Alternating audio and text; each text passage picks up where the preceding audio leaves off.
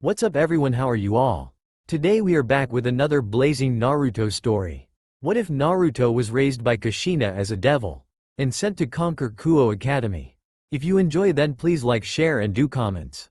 My son, approach. Within a castle tower, the cobblestone interior bathed in crimson light, a young man stood inhabiting a throne room of sorts. Of average build and height, what stood out most about him was the stark contrast his golden blonde head of hair had offered comparison to the dwelling's decor, made mostly of sharp and vile things twisted in unnatural directions and covered in what could easily pass as blood. He acknowledged the order with a curt nod, his body bending forward. Blue eyes flickered toward the throne, tinged with the shade of a robin's egg.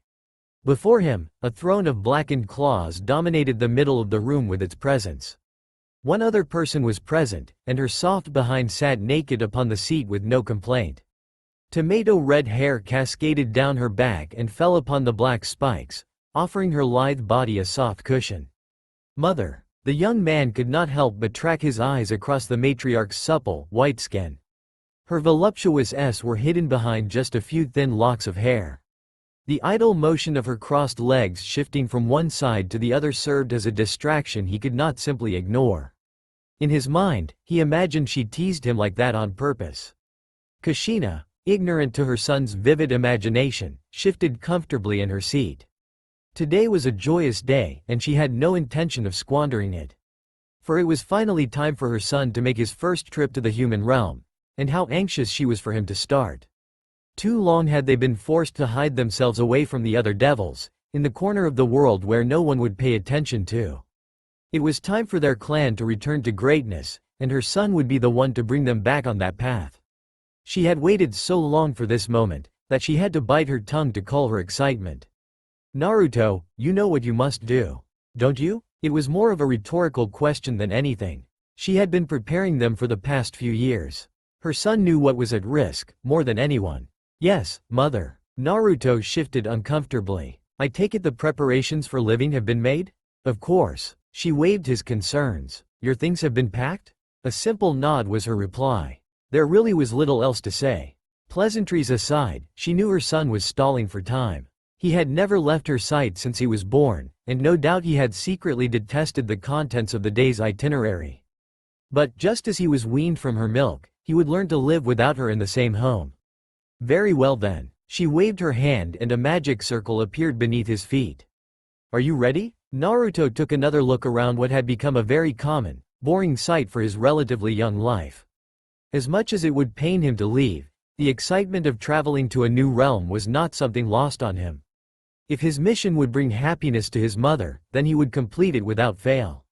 When his father died, it fell to him to protect the family and see his mother's desire come to fruition.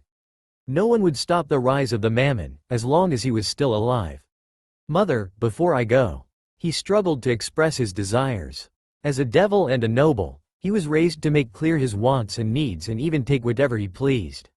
The only one he could not express his will to was his mother, who ironically taught him everything he would need to make his wishes come true. Somehow, she had never once acknowledged him past that of an heir, and perhaps a tool to be used. Kushina shifted on the throne, pondering her son's hidden request. This just won't do, will it? Then, she rose from the throne and began to make her approach. Each step was even with the other as his mother showed off the royal etiquette she was raised with. More noticeable was each step she took caused her sizable bust to sway and slap the skin beneath. Her arms wrapped around his neck, cradling his body in her grasp. With just a touch, the resistance in his body gave way and he fell into the hold. As if she were a fragile piece of art, his arms were slow to wrap about her waist. There, my child. One of her hands forcefully grasped his hand and placed it on her waist. One last embrace before I let you go. Naruto was muffled as he was buried into the crook of her neck, inhaling the sweet scent of her perfume. He felt something wet pressed gently against his cheek. Mother is kissing me? It was too much to bear. He was so close, yet so far. The stimulation stunned him into inaction, and he was slowly wrapped around his mother's finger. I have one last gift for you, before you leave me. She pushed away, allowing them to have some breathing space. Kushina held up the palm of her hand, as if to offer something to him. A small blast of energy erupted, and two chess pieces came into being. One was a blood-red king piece and the other a pearlescent white pawn. After only a moment of existence, the pawn transformed into the shape of a bishop, then a knight, a rook, and then a queen. It continued to switch between shapes at random, and Naruto had difficulty identifying just what it was he was looking at. "For you, my son." She thrust her palm out toward him, and the pieces gravitated toward his chest. "Two evil pieces. A king for yourself, and a mutation piece I obtained some time ago." Kushina narrowed her eyes and for the first time since the beginning of their talk appeared to be genuinely concerned. "Do not waste their power on weaklings. You will only have one chance to use it." He could do nothing but hold his chest and feel the power emanating from the artifacts. The trust his mother gave him to hold on to such things meant she was no longer willing to hold back on him. There was no turning back for either of them. "My dear Naruto, please come back soon." A magic circle appeared beneath him again as crimson light covered his vision. In the middle of the embrace, his mother had summoned another circle and sent him through. Now, he found himself hurtling through space and time with the portal to his home growing more and more distant. His mother had given him the tools. Now it was his turn to show he knew how to use them. The damn sun is going to make living here a lot more annoying. Atop a building's roof, Naruto looked down upon the city his mother had sent him to. Set within a valley, it was the very model of peace and seclusion. The central piece was the Human Academy, named after the town of Kuoh. It must have been a school day, as he saw many humans the same age as him in their school uniforms heading toward the city center. The sun was sweltering hot, even after he had changed into the school blazer and matching pants. He had no idea how the humans could handle that kind of heat. The rays of light beat down on him and sapped all the energy in his body. It would definitely take some getting used to, and he would have to move around at night primarily if he wanted to keep it from permanently affecting him. Not to mention, he could not allow the humans to notice his presence. Luckily, no one was around to see him use his wings for the moment or two he needed them, but he was sure it would not remain that easy.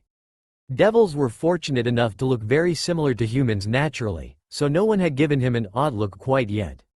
That was good, considering his objective here was focused on not attracting unwanted attention. Until he had followers or at least some powerful friends, the shadows were not going to be safe for him to roam in. Just have to keep my eyes on the prize. The faster he completed his objectives, the faster he could return to his mother's side.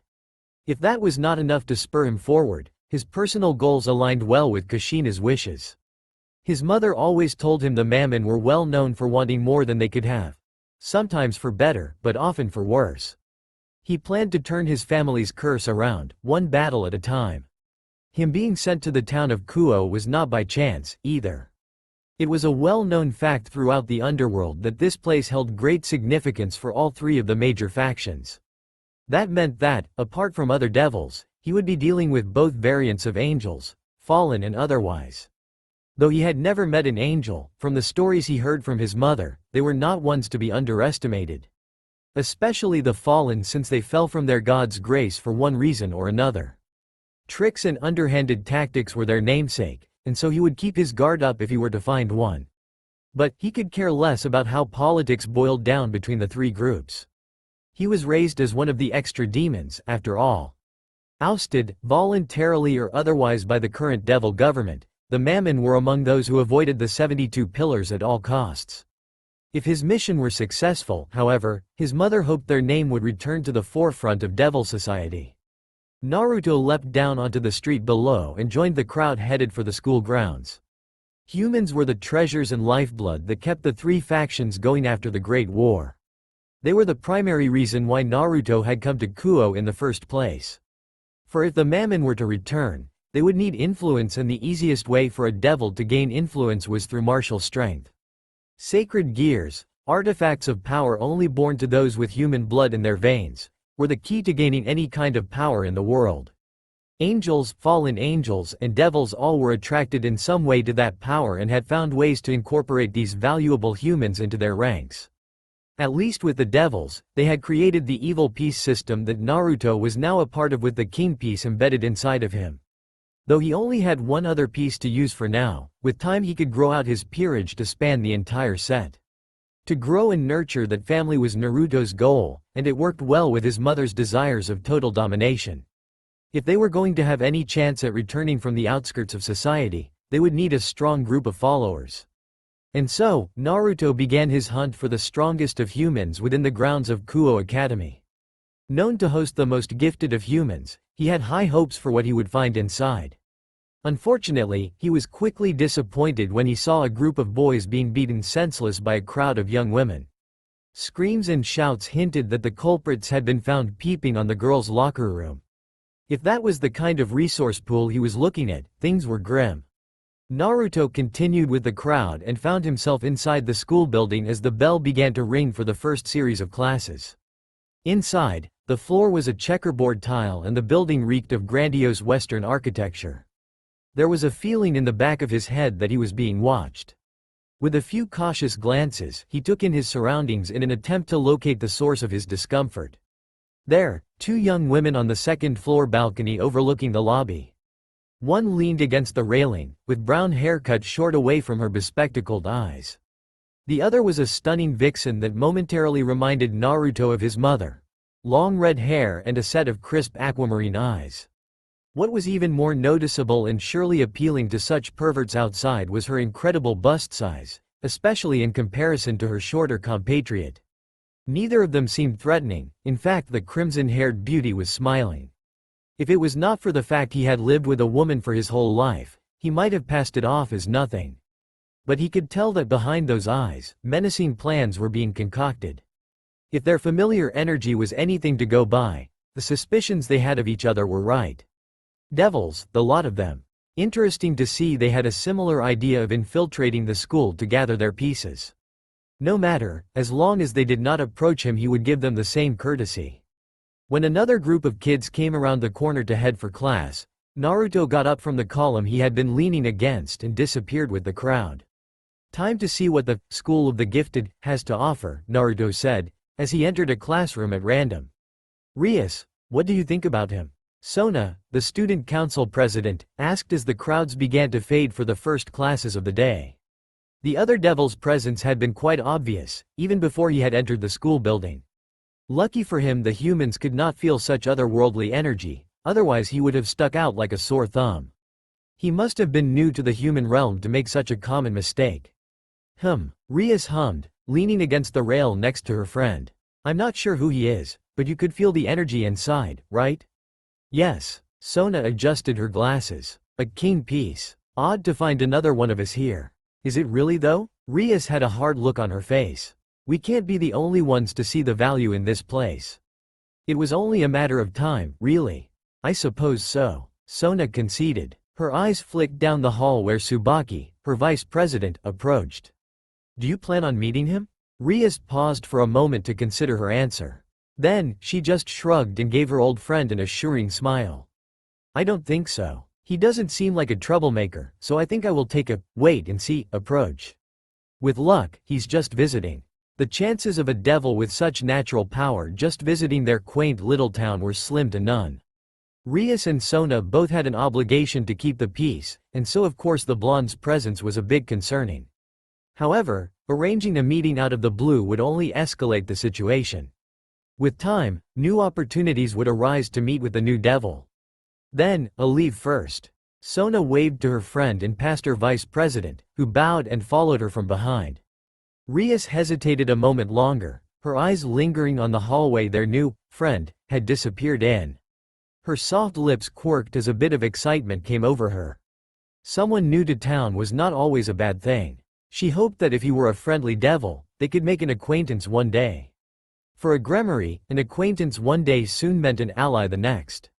And Rias Gremory was always looking to expand her family. See you later, Devil-kun. Naruto slumped back into his apartment, feeling quite exhausted after the first day of classes. What a boring set of material the teachers had them go over. The things the other children were learning was something Naruto had been taught many years ago. Perhaps humans were not all that similar to devils after all. To rest his body, he was thankful his mother had already prepared a dwelling of sorts in the human world. How she managed it, he had no idea, but the single-bedroom flat would serve his needs well. The couch looked particularly inviting as he laid down on the dark cushions and felt his body sink into the material's creases. Now that he had a moment to think, He replayed the day over in his head to try and see if anything in particular stood out. He was not expecting any humans to openly brandish their powers, but at the same time, he had hoped there would be some inkling of potential in the masses he had surveyed during his outing. Unfortunately, apart from the female devils, none of the people he had come into contact with made their hidden strengths obvious. It seemed as though his objectives would take longer than he thought. For a moment, he even feared the other groups had gotten to the sacred gears before he had. But, if that were true, there would be little reason to stay in the town. Buried treasure must have remained then, and it was up to him to find it. What little rumors he had pointed to the existence of at least one sacred gear in the city. Obviously, it had been identified, though its user was not described. It was a variant of the twice critical, a relatively common dragon-type gear. Whether or not it had already been claimed was unclear, but Naruto had to bet all three factions were scrambling to get a hold of it. If he kept an eye on those other devils, they might point him in the right direction. They could just as easily steer him wrong though, and until he met them, he could only assume they had no plans of helping him find his way. Naruto sighed and reached for the coffee table in front of him. The remote was there, and he figured the best way to get in touch with humans was to immerse himself with their media. Somehow, he doubted the experience would be as enlightening as he had once hoped. At the school, while he observed his classmates, he had kept an eye on the adults as well. There was nothing stopping a sacred gear from remaining dormant until a human had reached that age. That authoritative position also gave them a perfect camouflage. His homeroom teacher was particularly odd in that she seemed more interested in seducing her male students rather than teach them. In fact, her attention was on him the entire day. The other male classmates were not particularly happy about that, but Naruto had passed it off because he had posed as a new student. He did not need to be an expert to know her attitude and methods were very different than what was generally expected of an educational institution. She could have been someone, or something, of importance too. Those with power attract others with power. Naruto quoted his mother aloud. The sound of humans speaking to one another somehow lulled Naruto to sleep as his body slumped further into the couch's embrace. Living on his own was not so bad after all. In the dead of night, an explosion of energy rocked the landscape of the quiet town of Kuoh. More accurately, a sudden release of a large amount of ki. Any kind of supernatural creature would be sensitive to such a strike and surely feel it. Humans, however, would never notice such a thing had happened right in their own backyard. That was what served to wake Naruto up from his nap as he almost rolled right off the couch. Holding his head in pain, he got up to the window and tried to pinpoint just where that energy had come from. He could still feel it inside of him, churning his stomach inside out. It was not something just any person could do. That kind of energy was reserved for very powerful, very rare individuals. And the only reason they would have to release that much is if they were in the thick of a fight. Unfortunately, whoever released that energy was completely off the radar now, which should not have been possible. A release of energy like that was basically a beacon for someone to lock onto and follow. It should not have dissipated given that small amount of time. It could only mean that someone created a barrier to keep such emissions contained and hidden. Someone must be in real trouble for them to go that extent. Dealing with someone with that kind of power was exactly what Naruto was looking for. Going alone was asking for trouble, but beggars could not be choosers. He had to buy into the pot at some point, and the jackpot was looking better and better the more he felt that energy build up inside. Let's see what we can find. Naruto opened the balcony door and revealed his pair of devil wings. With a kickoff to get him started, he leapt from the apartment railing and into the sky above Kuoh. Many lights were still on as the moon just began to crest. There were not very many people out for a stroll though, so it made things easy when he did not have to worry about being seen. The only problem was, he had no idea where the barrier might have been set up. If whoever built it was smart enough, they would not make it easily visible either. His best chance was to cover as much ground as fast as he could, and hope he ran into some sort of detectable magic presence. A release of ki like that has to leave behind some sort of residue. Much to his frustration, nothing of the town seemed ordinary. The apparent skill these guys had to hide from him pissed Naruto off. When he found them, they were not going to get off easy. As Naruto flew over the park, he felt the familiar tinge of magic manipulation in the back of his head. When he passed into the area, the light bended around him and he could have sworn something pushed back against his body. Upon further inspection, he realized that his surroundings were imperfect replications of human trees, park benches, and other landscape touches that made the mark of an amateur. "Jackpot," Naruto said, licking his lips in delight. He flew up until he exited the barrier and deployed his own magical circle. The crest of Mammon was a swirled pattern colored in crimson.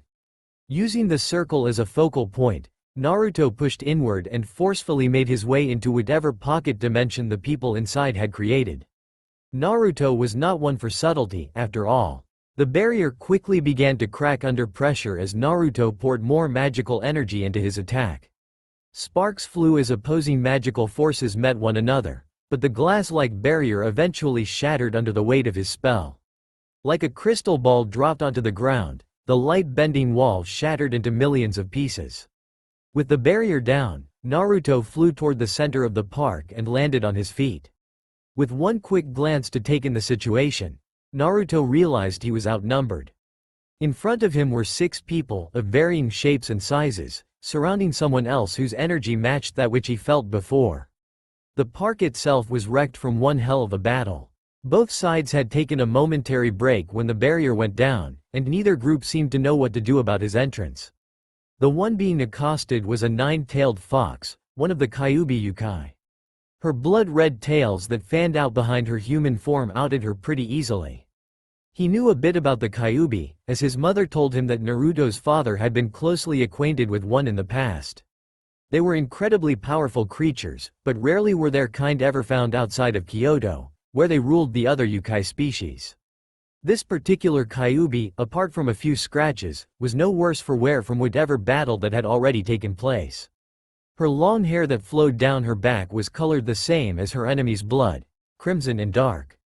She wore a battle dress of some kind, a black bodysuit that covered from her thighs to her neck with matching boots and gloves. Those beady red feline eyes targeted him, sizing him up. She must have assumed he was another enemy, but perhaps she hoped he could be an ally as well. Lucky for her, he had no plans of attacking someone of her caliber. Though, her opponents did not look too bad either. From what he could tell, they were an assortment of devils but none that he could immediately recognize. They must have been from the extra demons, or perhaps they were strays. That would not explain why they were targeting the yokai, except perhaps for her energy. But to fight a yokai on their level was asking a little too much. "Who the hell are you?" one of the men shouted as Naruto finished analyzing the motley crew. The 6 assailants all looked like they were going to have a prickly demeanor. Well, he found out their secret, so it made sense, he supposed. How did he make it through the barrier? Another one said, slightly worried. It was a considerably elaborate shield, and he was very lucky to stumble onto it. However, if they were to imply the barrier was powerful enough to keep him out, then they would be sorely disappointed. His mother would have punished him severely if something like that had defeated his magic.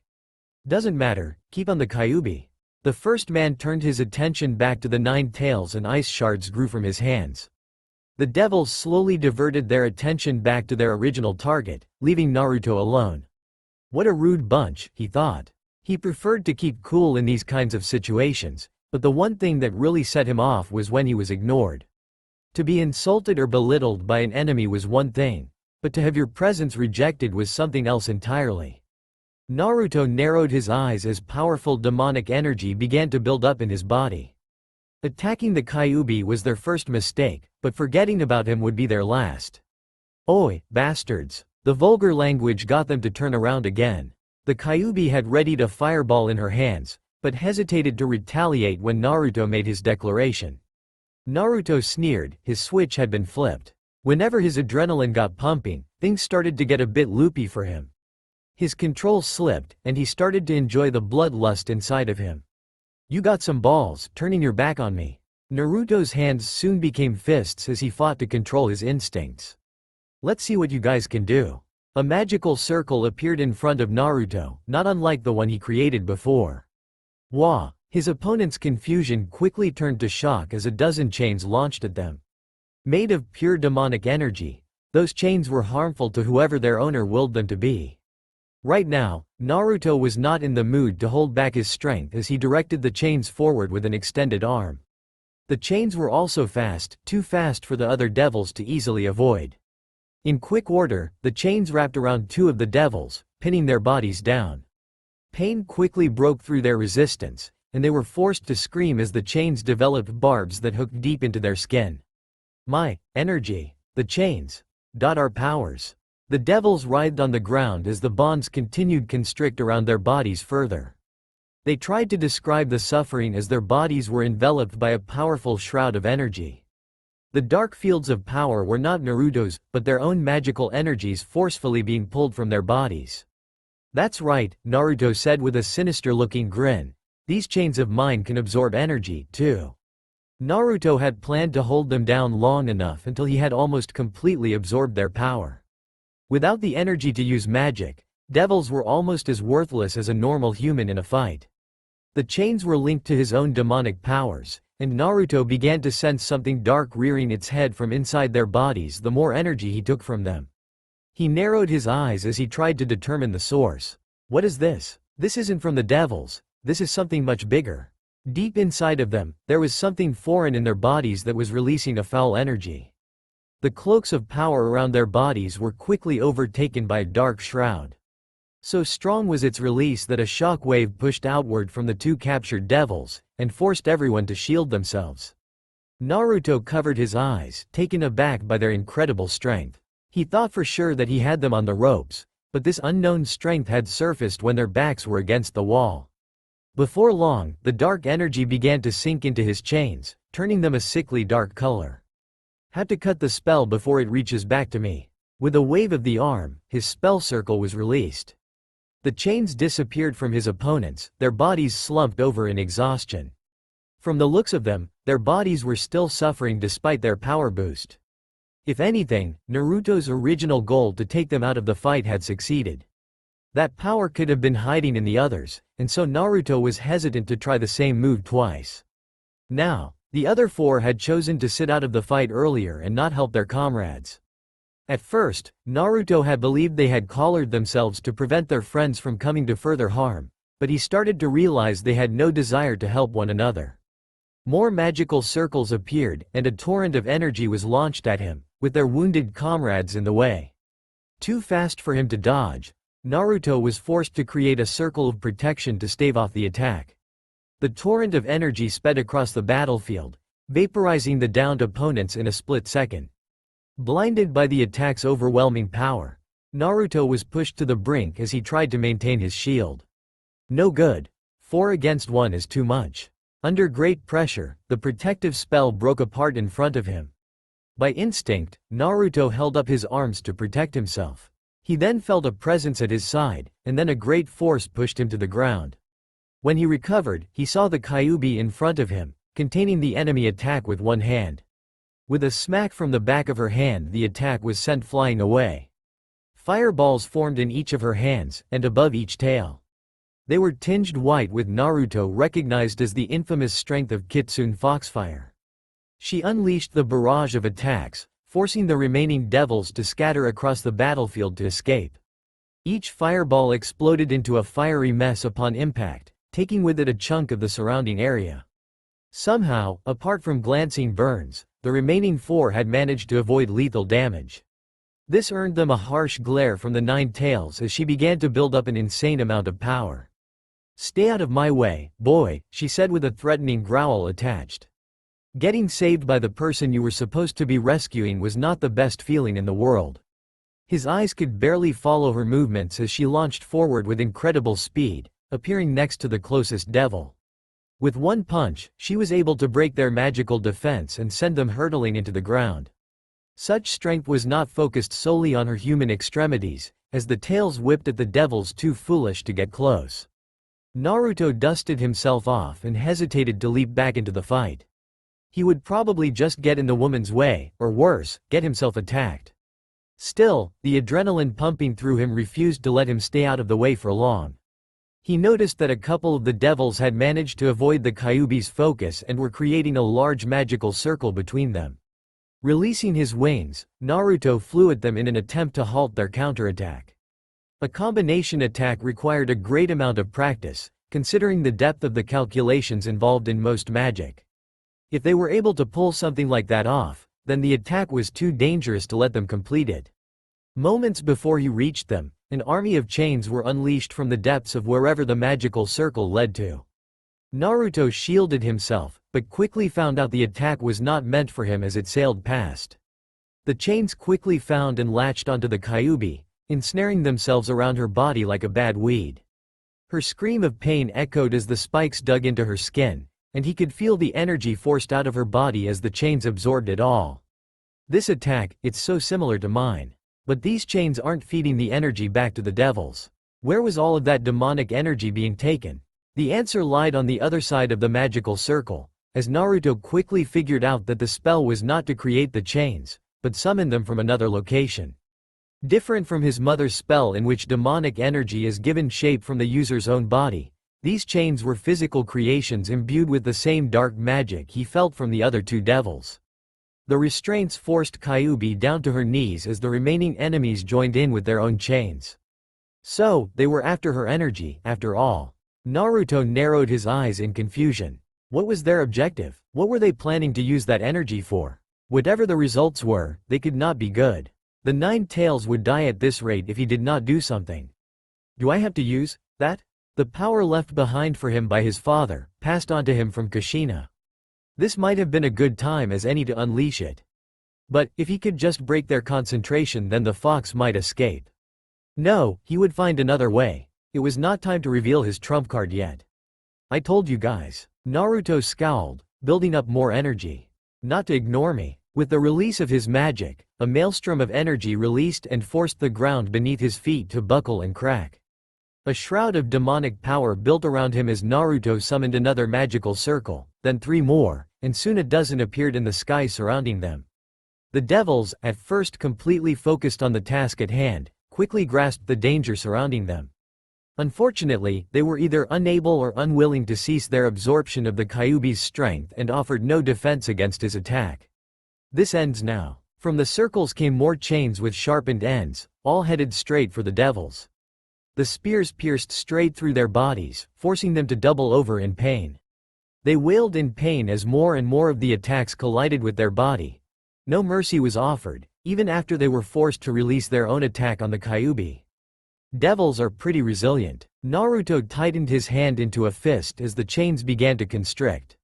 But, we all have our limits. Only when the last devil's body ceased moving did Naruto release his spell. The chains receded back into the portals, and he felt his energy return. Despite winning, he could not find it in himself to be proud of the bloody spectacle in front of him. True, his mother had taught him to fight with no heed for his opponent's life, but he detested the brutality he was forced to deploy against them. From the corner of his eye, he saw the kitsune struggle against the few chains still wrapped around her body. Despite their circles disappearing, the physical bonds remained attached to her body.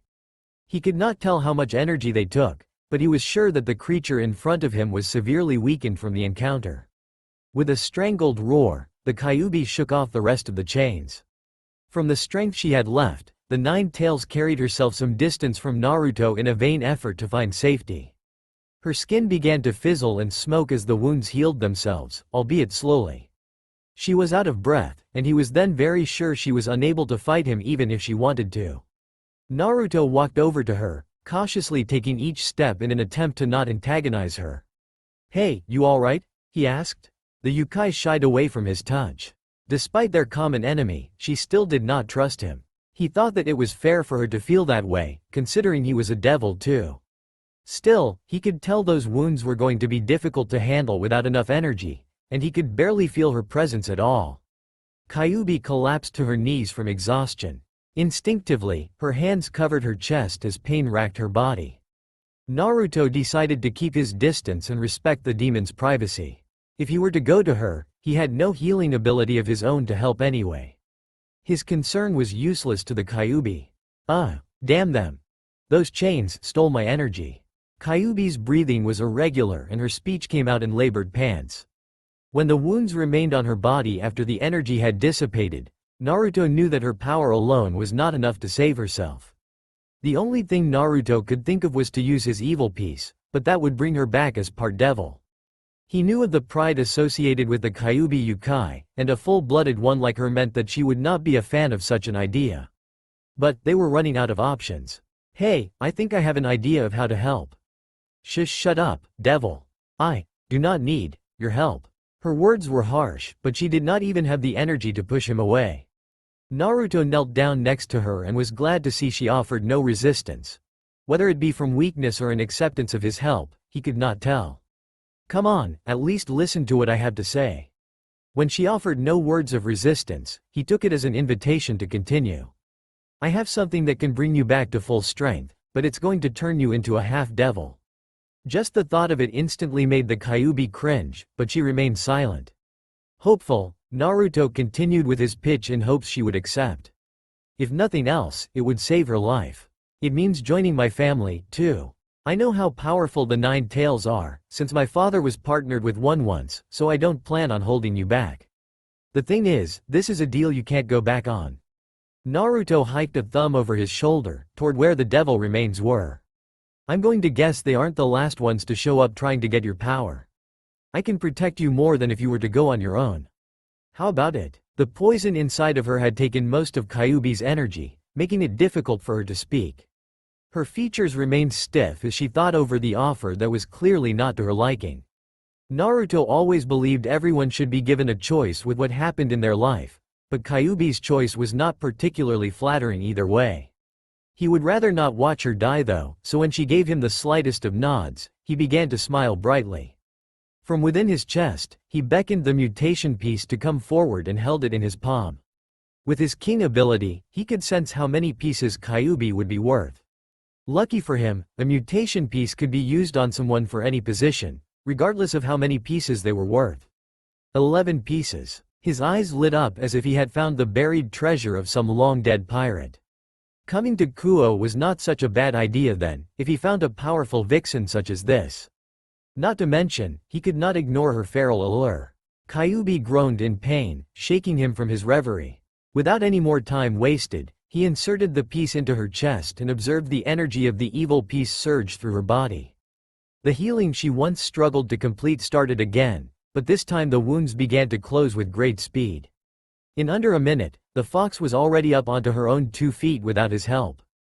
Devil life force now flowed through her veins, just as her Yukai did. As a kitsune, she was already on the high end of spiritual energy and power among her kind, and with 9 tails she was considered equal to some of the most powerful devils. Now with devil blood surging through her veins and an evil piece embedded into her chest, she had ascended to a level rarely reached by any newly resurrected devil. Naruto watched as she began to stretch her body and get used to the new strength. This was his first time seeing someone be resurrected, not to mention by his own hand. Not bad. Kyuubi offered as her observation. Welcome back, Naruto said with a friendly thumbs up. The crimson-haired woman scowled, not amused by his little joke. She crossed her arms and seemed to wait, impatiently, for him to say something. So, what am I supposed to do? Do not expect me to bow or call upon you with honorifics. You have not earned it. Naruto sighed, starting with conditions of the relationship was really exhausting. Hey, I'm not trying to make you a slave or anything. Like I said, we are partners. He shrugged. Maybe she was educated enough to know about the devil system? It was worth a shot. If you know anything about the evil piece system, you know that as the head of a family or peerage, I have the king piece. Their most powerful partner and member of the family is the queen piece, which is what I made you. Kyuubi's eyes lit up upon hearing that she was considered a queen, though it should not have been all that new to her. If his memory served, the 9 tails often acted in leadership roles for the Yukai, so she was already royalty anyway. Still, that bit of interest he hoped was enough to keep her from arguing against it. So, Queen San, what would you like me to call you? Do you have a name? He gave her a cheeky smile as he leaned in close to tease her. The 9-tailed creature pushed him away, quite forcefully. His usual attitude did not seem to mesh well with her serious personality. You have not earned the right to know my name, let alone call me by it. For now, Kyuubi will suffice. HMPH. Okay, Kyuubi, you can call me Naruto. There was an awkward moment after the introductions were over until Naruto remembered what time it was. Come on, we better get back to my place and rest. I can fill you in on my plans tomorrow. Kyuubi shrugged and followed behind him without another bit of interaction. The silence was uncomfortable, but Naruto had to remember the entire situation was pretty foreign to her. The idea that he had just gotten a queen, and a powerful one at that, had not completely sunk in with his mind either. And so, the two partners left the battlefield of the park. Despite it being their first meeting place, both were eager to leave it behind. "Rias, they've gone. Shall we follow?" Akeno reported, still in her Miko shrine outfit. Rias and the rest of her peerage hid within the trees of the park. They had come in the middle of the battle and had expected to take part, but were pleasantly surprised to see the new devil and his nine-tailed friend finish the interlopers off. "No, that won't be necessary. They have dealt with enough trouble for the night, I'd say." Despite the battle being resolved, Rias was not smiling. She would have to report such an incident to her brother and Sona to determine just what those devils were doing out here, in the human realm. Not only that, but hunting a Kyuubi of the ruling clan? The only saving grace was that the devils were not affiliated with any of the 72 pillars, and so she could only assume they were strays. However, they were quite well organized for a bunch of random servants, so she wondered if they could really be extra demons. Her curiosity did not end there. Who was that blonde devil? What was his clan? What were his intentions? Whatever he wanted could not be so innocent to pass up a wounded kitsune as he brought her into his peerage. She would not forgive him if he caused trouble in her territory, so she would need to keep a close eye on him. That magical circle, and that crest. Who is this Naruto? Indeed, she had many questions for her dear brother that night. The faint sounds of an alarm forced Naruto out of his dreams and back into the real world. He had been enjoying himself in the presence of his mother back in the underworld, a place he sorely wished to be. To be taken from such a pleasant dream made him scowl as he struggled to open his eyes against the morning sun. Sleeping caused all of his senses to dull, and so he could not tell where Kyuubi was. When they arrived at his apartment last night, Naruto had offered her the bed to take. Considering the situation, it felt like the only appropriate course of action. Surprisingly, she refused him and had chosen instead to meditate on the floor in his living area. From what little he had gleaned from his interactions with the kitsune was that she had great pride in herself. He figured that accepting his kindness was a way of showing weakness. I hope she cuts the attitude soon though, she was really difficult. Despite the fact he saved her life and offered a place as his partner, Kyuubi had dropped all niceties when she spoke to him. Somehow, he still had not earned the right to even carry on a proper conversation with someone of her ability. At this rate, they were not going to function well as a team. Naruto released the yawn building up inside of him. Carefully, he rubbed his eyes and decided that it was truly time to wake up. A lot of things would have to be resolved today, so there was no point in resting further. Well, maybe I can. In front of him, an immensely powerful presence released a burst of ki.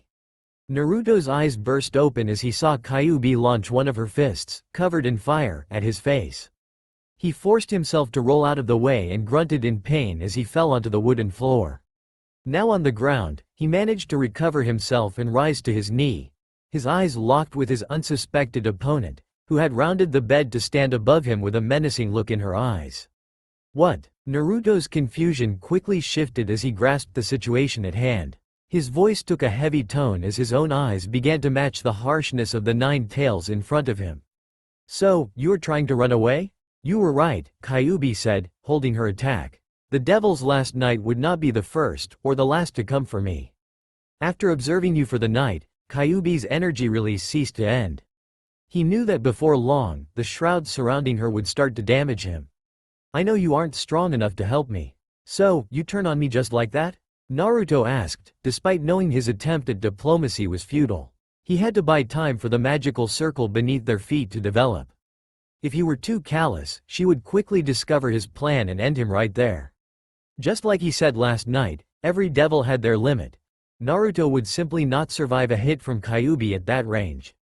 Your devil piece might have saved my life, but you as a partner are useless to me. Kyuubi looked down upon him as if he were vermin. This only reinforced his belief she saw herself as better than not only himself, but all devils. Whether her dislike was extended to other species or just his own, he could not say, but as she was now, he could not talk her down. I only have one choice. Are you saying a life on the run is better than what I offered? Naruto knew that if she somehow managed to kill him, even if he were not part of the 72 pillars, she would be labeled a stray devil and hunted by more than just the enemies from last night. Devil society did not take kindly to deserters, regardless of their reason. Kyuubi's frown only seemed to deepen the farther he took the conversation.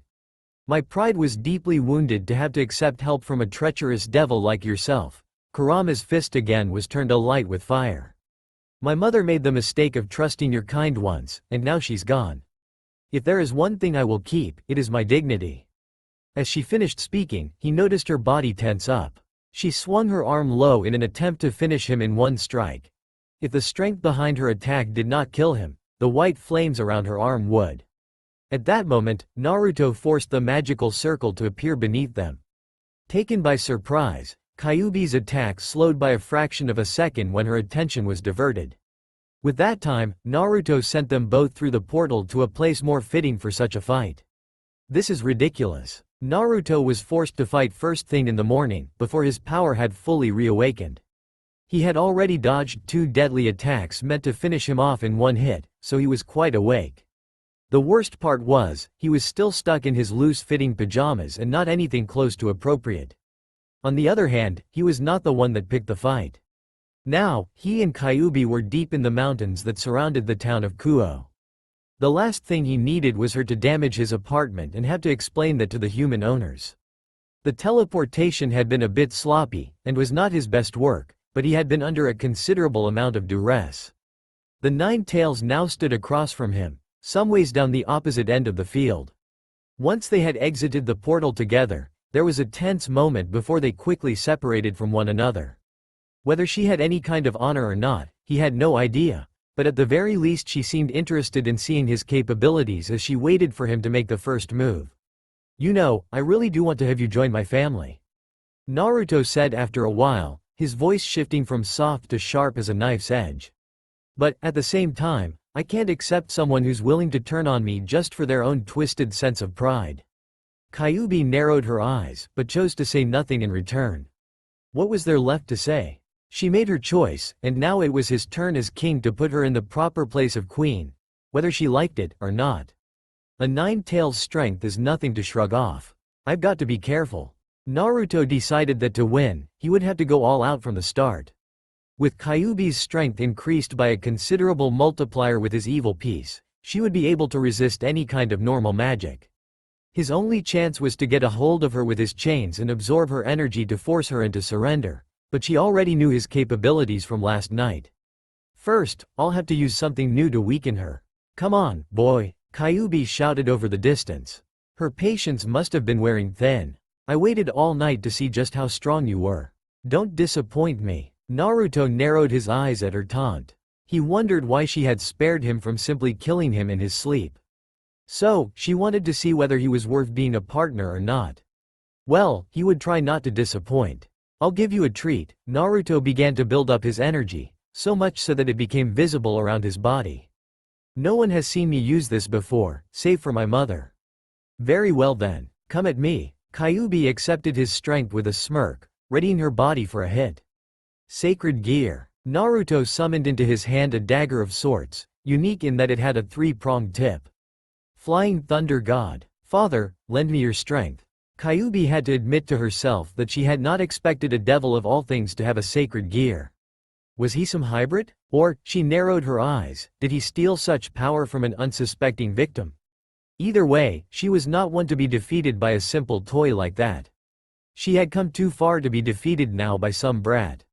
Every stain on her pride had to be removed before she could allow herself to forgive those that had wronged her. The only way she could go forward was to fight all of those who stood in her way. In response to the weapon summon, she drew energy to her hands and tails. With her power, 11 fireballs began to grow. Last night she had been careless in her aim and the devils had managed to survive. She vowed not to make the same mistake twice. Take this. Kyuubi released all 11 with a single powerful throw. The blonde threw his new weapon in her direction, but her crimson eyes quickly noted that it was off course. If he had held out any hope to hit her with the dagger, he was in for a rude surprise. Not that he would find out, since her fireballs would vaporize him before his dagger even hit the ground. The harmless thing sailed over her shoulder as she refused to even step out of the way. With her arms crossed in satisfaction, she watched the devil disappear as the fireballs erupted as one. An ear-shattering explosion rocked the battlefield as a respectable crater formed in the spot once occupied by Naruto. HMPH. What a week! Kyuubi's eyes widened when she sensed his presence behind her. Before she even had time to fully turn, his fist rammed into her stomach. Not as strong as her own, but it still sent the air flying from her lungs. When he pulled back, she thought she might have a chance to recover, but his leg was sent right for her head in a daring follow-up kick. The air behind him whipped up and she knew he had enhanced his attack with demonic energy. If I don't block this, it'll be trouble. With her arms up, she met his kicks full force and felt herself sliding back along the ground. Her defense was strong enough to weather it, but she had taken a considerable amount of damage just from those 2 hits. Kyuubi could not afford for him to get close again. Not bad. There was some distance between them now, and she felt that she had a moment of respite. Somehow, he had escaped the fireball attack and managed to end up behind her. She ruled out any kind of magical circle because the calculations involved would have taken too long to get precisely behind her before the foxfire hit its mark. The only explanation was his sacred gear, the dagger that Naruto had just finished picking up from the ground where it had fallen harmlessly past her.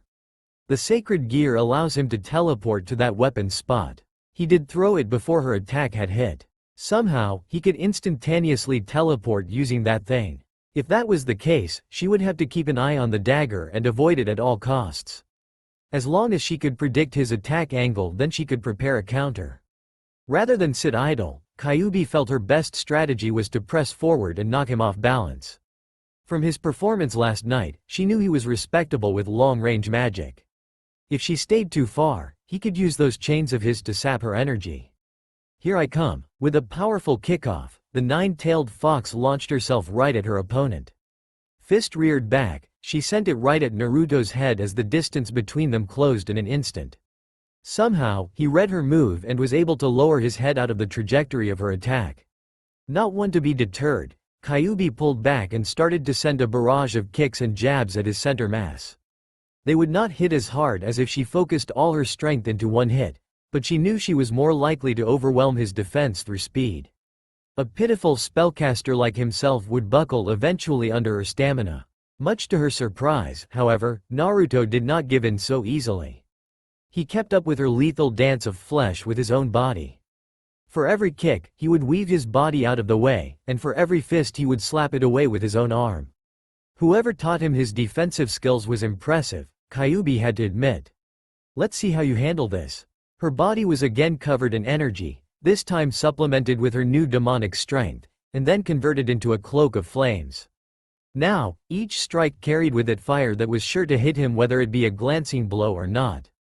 Understandably, he grasped the new reach of her attack and leapt back and out of range. But this time, he was too slow. From the fire around her arm, she quickly conjured another fireball and threw it at him. Now that he was in air, he would have a much more difficult time her perfectly aimed attack. The fire cloak had merely been an excuse for her to gather the necessary energy for another ranged attack, but disguise it to fool the so far cautious devil. Just as she expected him to, Naruto threw the sacred gear weapon at her again. This time, she would not allow him to get close. Kyuubi sent one of her tails out and smacked the weapon far off course to ensure he could not surprise her again. In the meantime, her fireball had reached him. Rather than teleport or defend himself with a magical circle, Naruto instead chose to slap away the ball of energy with the back of his hand. Since she had conjured it together rather fast, the attack was small enough to be pushed away by a devil with his strength level. However, her foxfire still severely burned his hand and arm as the attack was just barely diverted away. That was very foolish of you to block with your bare hand. Kyuubi snickered, how the tables had turned so quickly. You might as well consider that arm useless now. Fine, Naruto responded through gritted teeth. No matter how tough he acted though, she knew he was in pain. I only need one arm to beat you, anyway. Oh? Big words. She mocked his attempt to fight back, though she had to admit she was a little excited to see what he had left to show. The power of a 9-tailed fox was not one to be underestimated, and Kyuubi had considered her victory assured since the start of the fight. The sacred gear was a surprise, but one she had already analyzed and built a counter for. His resistance had gotten her adrenaline pumping in a rare turn of events, and she knew her decision to wait to kill him had been validated considering how much fun she had toying around with him. Without that arm, his defense up close will be useless. It's over, Kyuubi shouted as she surged forward.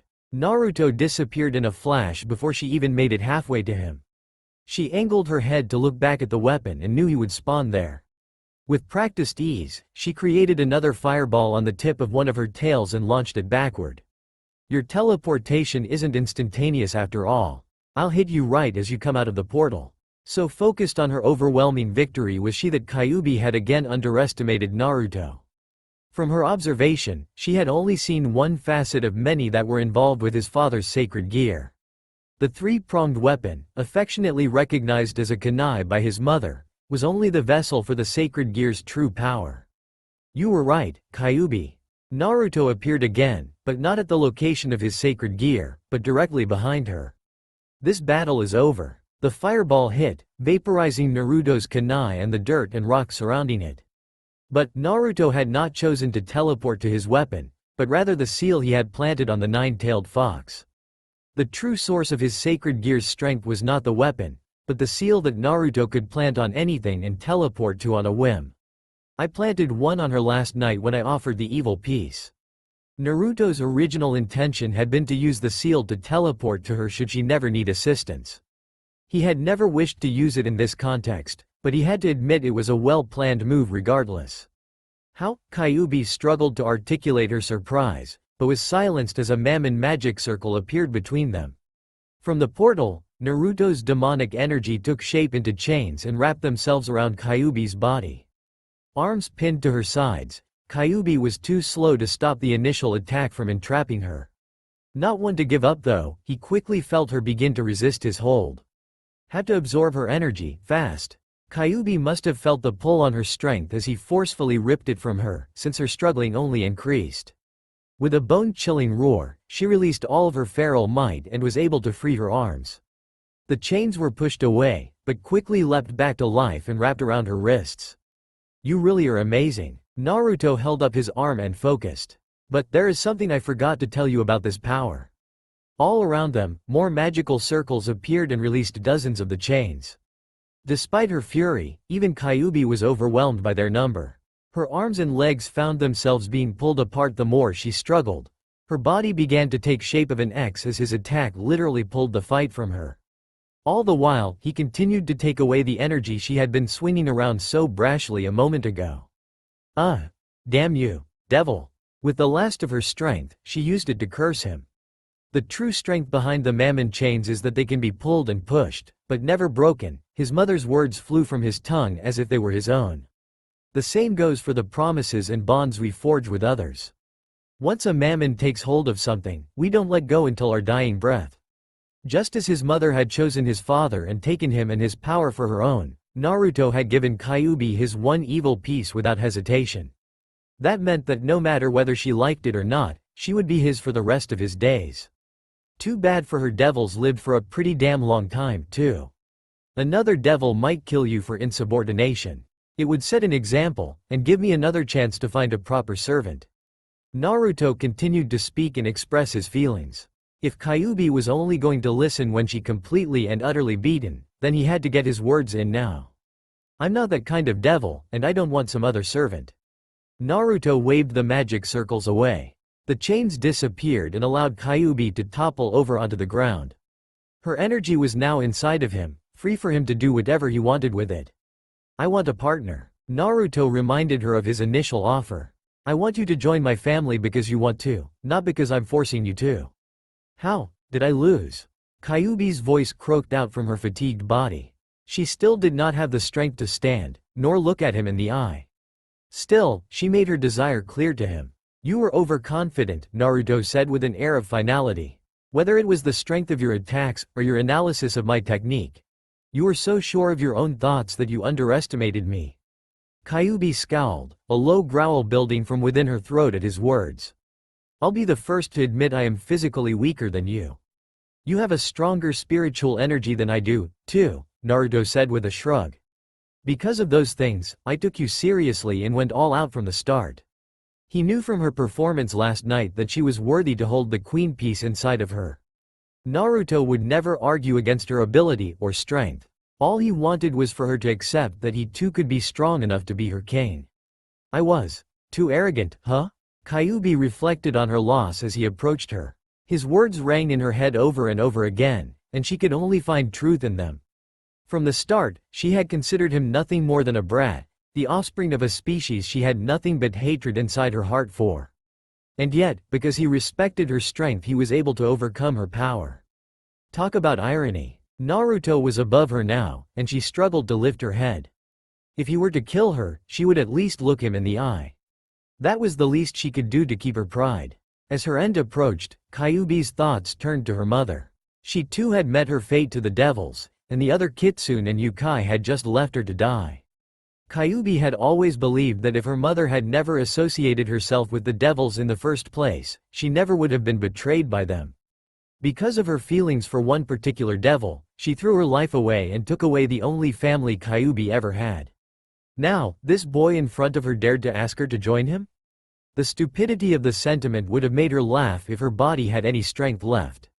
Their eyes met as he knelt down to join her on the ground. In those blue orbs, she could not sense any killing intent.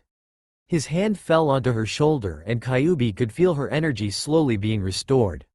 Yo, you're giving my energy back? She asked, incredulous. Of course. I just needed to take it from you long enough for you to calm down. His apparent naivety baffled Kyuubi. With her strength returned, she could easily finish him off. What if I attack you again? Despite the obvious connotations of the question, her voice lacked the bite that implied she was willing to back it up with action. Then I really will kill you, Naruto said with little hesitation, forcing their eyes to meet again. I understand that I didn't make my feelings clear before, so you were unsure if I was fit to protect you. But I've said all I need to say in this little spar of ours. If you come at me again, then I know there isn't any hope for you. The faith he offered in her was astounding in that he gave her a second chance. Kyuubi had to respect him all the same that this would be her last chance to get a free pass from him. If she could not finish him the next time, then he surely would finish her. To be considered family with a devil is just. Kyuubi was barely able to stop herself from uttering the rest of her disgust. Well, you best get used to it. You're a devil too, now. Naruto stood back up and gave her some space. The silence following his statement gave her the chance to stand on her own feet. Most of her energy had been returned to her with nothing but goodwill on his part. Kyuubi could never imagine a scrawny little thing like him could be a devil capable of standing up to her, but she was wrong. Just as she was wrong about her mother's feelings, and perhaps her choices too. Maybe following this devil would give her the answers she needed. Kyuubi, Naruto turned to face her, his tone serious. I can tell you're angry and restless inside from something in your past. Kyuubi's shoulders locked as he seemed to read her thoughts. Was she so transparent he saw through her that fast? There is no way I can know what in your past is bothering you so much, but I promise to help you fix it, Naruto said with a fresh smile. That's what it means to be in a family, after all. The pure honesty behind his conviction brought an odd warmth to her chest. For some reason, she almost believed his words just as they were. Kyuubi held herself back from completely trusting him, but she would admit his words brought her comfort. Very well. Kyuubi sighed. With hands on her hips, she offered him a toothy grin. I will accept my place as your queen, Naruto. For now, at least. Her proclamation of allegiance brought out another smile. This one she could sense true happiness behind, and she had to force herself not to let his feelings spread to her. Thanks, Kyuubi, Naruto said with what could only be satisfaction shining in his grin. Now, let's ow. Kyuubi narrowed her eyes when he suddenly yelped in pain. Then she noticed that his arm was still wounded from her earlier attack. She doubted he knew any kind of healing technique, otherwise he would have fixed himself by now. For all his talk about being capable, he floundered in that aspect. Still, maybe this was her moment to be of some use. Extend your arm, she requested, positioning herself a hair's breadth away from him. Naruto looked at her carefully, obviously suspicious of her request. Do you think I'll turn on you so easily? My pride would not allow that. A growl followed her defensive statement. Of course I trust you. Naruto responded with surprising frankness. I just didn't know your healing powers could extend to healing others. Kyuubi raised a brow but did not push the issue farther. You are correct. Normally, it doesn't let me heal others, however. With a tender hold, she took his hand in hers and began an exchange of energy. What the? Naruto was astonished as Kyuubi was enveloped in a shroud of bright light that was almost enough to blind him. In the blink of an eye her body had disappeared into the light that now flowed into his arm and the rest of his body. Kyuubi had used the power of the kitsune where they could possess a host body and leech their life energy. Since its creation, her species had found many other crafty uses for the ability. In this case, she could offer him a limited version of her own healing ability by using her energy inside of him. This would be one of the many times Kyuubi sensed she could be of help to her new Kane. In her chest, the idea of being useful to someone served to lighten her mood, if just a little bit. A bit stuffy inside here. The comment echoed across his brain, tricking his ears. Kyuubi, where are you? For a high-class devil, he was slow to catch up. I'm inside of you, boy. Think of it as a power of mine. Naruto quickly calmed himself as her healing powers began to take over. The burnt skin began to sizzle and smoke and heal itself. Within just a few minutes, his arm was returned to its original appearance before the wound had been suffered. Now that's a useful power. I can feel your energy inside me, now that you mention it. He could feel her energy course through in his chest, like water waves coursing by. And now? What's your plan? Naruto knew it was another school day and had planned to attend class. There was no need for him to keep up his appearances for the sake of sheer attendance or to understand the coursework. His only reason for being at Kuoh Academy was, in the end, to find more members worthy of joining his peerage. Kyuubi was a great first addition, considering her strength and natural aptitude for the queen position, but his mother would need more convincing before she believed him ready to take on more evil pieces. That meant he had a lot of work to do in the form of scouting the town for potential. It was no doubt going to drag on and be a bore, but it was a necessary evil. We head for the human school.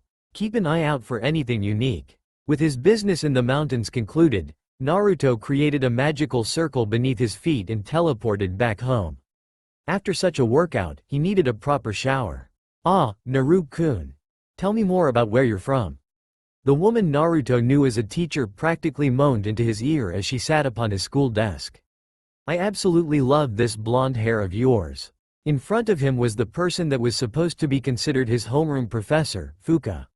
She offered no last name, and though he found it odd at first, there were plenty of other quirks about the woman that made him turn a blind eye to such a minor detail.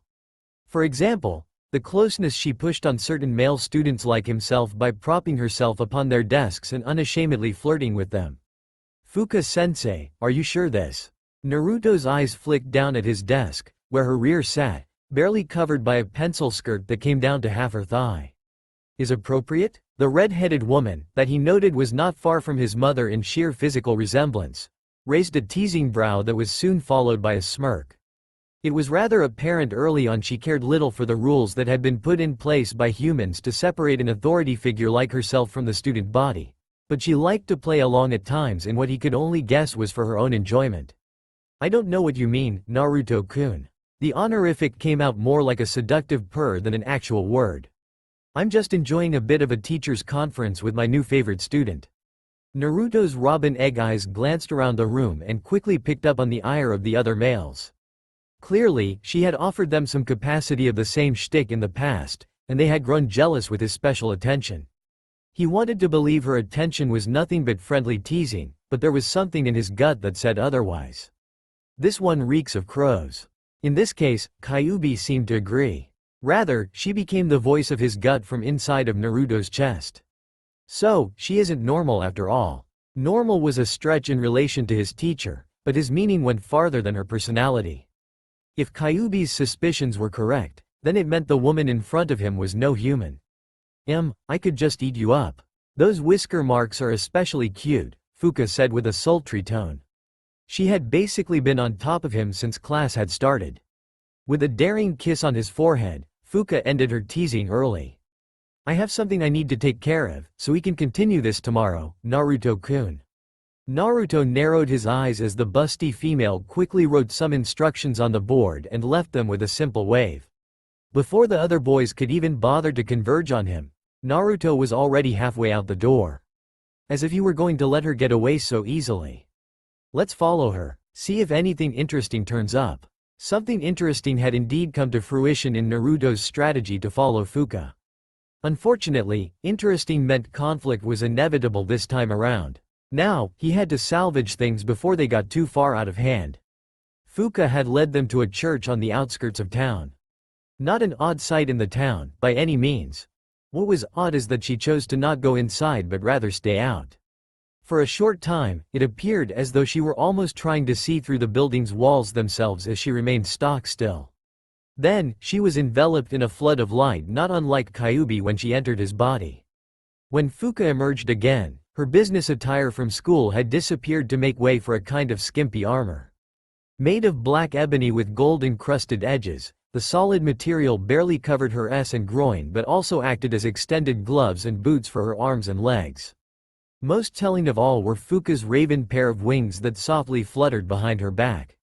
A fallen angel, huh? Her forward approach to speaking with the schoolboys was starting to make more sense.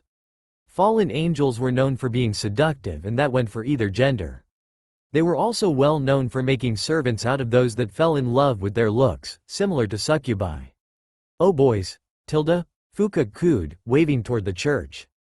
I have a proposition for you. Come out and play with me. What an annoying sow. Kyuubi was clearly not amused at her cutesy tone, and Naruto had to admit that it grated against his ears as well. Beneath that playful demeanor, however, Naruto was sure he had sensed something else. Those eyes of hers burned with purpose. Not long after Fuka began her catcalls did a few men in robes emerge from the large wooden doors. Anyone could see from their eyes that they were entranced by her looks. With but a simple motion of the finger, she had them approach her without any hesitation. Naruto grimaced. Men of the church were quite weak. Fallen angels and the servants of God never get along. Is she trying to tempt them? Before she could welcome the entranced young men into her arms, a spear of light came crashing down from the sky. It embedded itself into the ground near the priests and proceeded to explode into a bright light. The blast released a heavy amount of energy, and Naruto was forced to shield his eyes. The human's life forces were extinguished in the blast that stopped just short of hitting Fuka. Fuka looked somewhat disappointed as the energy died down. Something told Naruto that she had been expecting such a thing to happen, given her rather relaxed stance. Her violet eyes shifted to the sky above to greet the two shadowy figures with the sun at their backs. Welcome, Tenchi-san. Her overly friendly greeting was followed by a wave. Then, Naruto noticed her eyes narrow into something he akin to dangerous. I was wondering whether you would join me or not. Her voice changed. Kyuubi noticed the shift in attitude as well. Fuka's mask had been lifted to reveal her true nature. Her mission all along had not been to convert some weak-hearted priests, but to lure out these angels. Without a doubt, turning an angel was a much greater prize than simply acquiring some servants. Quiet yourself, fallen scum, said the male angel, a young man in a simple white robe. His short black hair and piercing eyes gave him a handsome, yet oddly intimidating visage. We have come to offer you God's forgiveness, fallen-san. The woman spoke up next, her long pink hair flowing down her back. She seemed rather soft and frail, more fitting of what Naruto had expected to see in an angel. Oh, is that so? If Fuka were concerned, she did not show it well. She shrugged, offering her arms out in mock surrender. Then, come and get me. In the arms of the male angel, a golden sword of light was crafted from nothingness. With his compatriot armed in turn with a purple bow and arrow of light, the pair were ready to take the fight to the fallen. Fuka, on the other hand, did not bother to arm herself with a weapon. Instead, she simply stood there waiting for them to validate their promise. Prepare yourself. The male angel impatiently swooped down toward Fuka. Sasuke-kun, wait, his companion shouted after him, but there was no talking to him now. Now that's more like it, Fuka said with a playful smirk. With an outstretched arm, she summoned a long spear of light, colored pink, and used her wings to meet Sasuke in the sky. The weapons hit one another with a spark of energy between them as the energies fought against one another. Despite falling from heaven, the unforgiven angels were still fully capable of replicating and using the same light energy as God's servants. For all intents and purposes, the two of them were evenly matched in the quality of their weapons, so what mattered was the individual skill. Fuka and Sasuke separated, only to have their weapons meet again and again in the sky as the two collided against each other. With their close proximity to one another, the archer angel was unable to support her friend. Rather clever of his teacher, thought Naruto. Damn you. Sasuke grunted as he forced all of his strength behind his sword strike. Getting annoyed, Tenshi-san? Fuka whispered back, into Sasuke's ear. Her smirk only served to annoy him more. Take this. In his other hand, Sasuke spawned another sword and swung at Fuka's blind spot. The attack broke through Fuka's defense and seemed as if it hit. She grunted in pain and forced herself to drop to the ground. Sasuke was relentless though, and flew down to strike her with all of his might. That was when Naruto noticed his teacher's strained breathing turn back to normal. She was smiling of all things as someone was seconds from killing her. The angel's wings, they're switching. Kyuubi said, unable to hide her astonishment. The kitsune was right. Sasuke's wings were flickering back and forth between black and white. Rather than tempt him through lust, it seemed Fuka would take him through fury. Not just Sasuke, but his compatriot seemed to be losing her will as well. She had not fired a single arrow, and yet her wings were changing too. He noticed in her eyes that she bore great concern for the man she was paired with, and Naruto realized her affection and concern was borderline lust in itself. If he fell, she would too. Just as Sasuke's blade came down upon her head, Fuka shifted her body out of the way. His body extended past her as he lost balance. Her hand went out and wrapped around his sword hand, twisting the wrist and eliciting a pained cry from the angel. Not one to show remorse, Fuka sent a bone-crushing elbow strike into Sasuke's cheek. The force of the blow sent Sasuke flying backward against the ground. He stopped just a few feet from the entrance of the church building. From the ground, his pure wings were now tarnished with dirt. Though, they were not to be pure for long unless he calmed himself. How dare you? The female angel fired one of her own arrows at Fuka while Sasuke struggled to regain his footage. With a twist of her spear, the purple arrow of light was smashed into nothingness. The attack was weak, even for an angel. Despite Fuka's lack of concern, the archer seemed ready to fire again when Sasuke held his hand up. Enough, Sakura, he brushed his bruised cheek, wincing at the pain. Despite his act, the wounded angel was clearly out of breath and far too wounded to continue. She's just trying to tempt us. We'll retreat, for now. Sasuke-kun. The woman named Sakura had a face full of regret, as if she knew she held her friend back. Not long after that, the angels did indeed fly back into the sky. Fuka let them go with no trouble, though she did offer the male angel a final wink for a goodbye. Well, that was fun, Fuka said before turning toward Naruto's hiding spot in the nearby bushes. Naruto-kun, you can come out now. Naruto was not sure whether he should be impressed at her ability to detect him, or embarrassed at his lack of grace. Still, he was happy to note that Fuka had not returned to her playful personality. She actually addressed him without any kind of emphasis or undertone. Maybe he could have a normal conversation with her, for once. That was very impressive, Fuka-sensei. Naruto offered her a compliment right off the bat. The fact was, his words were simply taken from his heart. No doubt, she was the clear victor of the match. In the end, all she did with the angels was play fight with them. You still call me sensei, even after all that. Hee. Fuka blushed a bit as her wings fluttered behind her. Just because you're a fallen angel doesn't mean you aren't still my teacher at school, right? He added with a playful smile, one of which she quickly offered in return. That's why I like you, Naruto-kun. Clever and handsome. Fuka approached him with nothing but elegance as each step in her armored heels was carefully taken and meant to accentuate her womanly features. From inside of his chest, Kyuubi's energy surged out of his body and covered the area between them in light.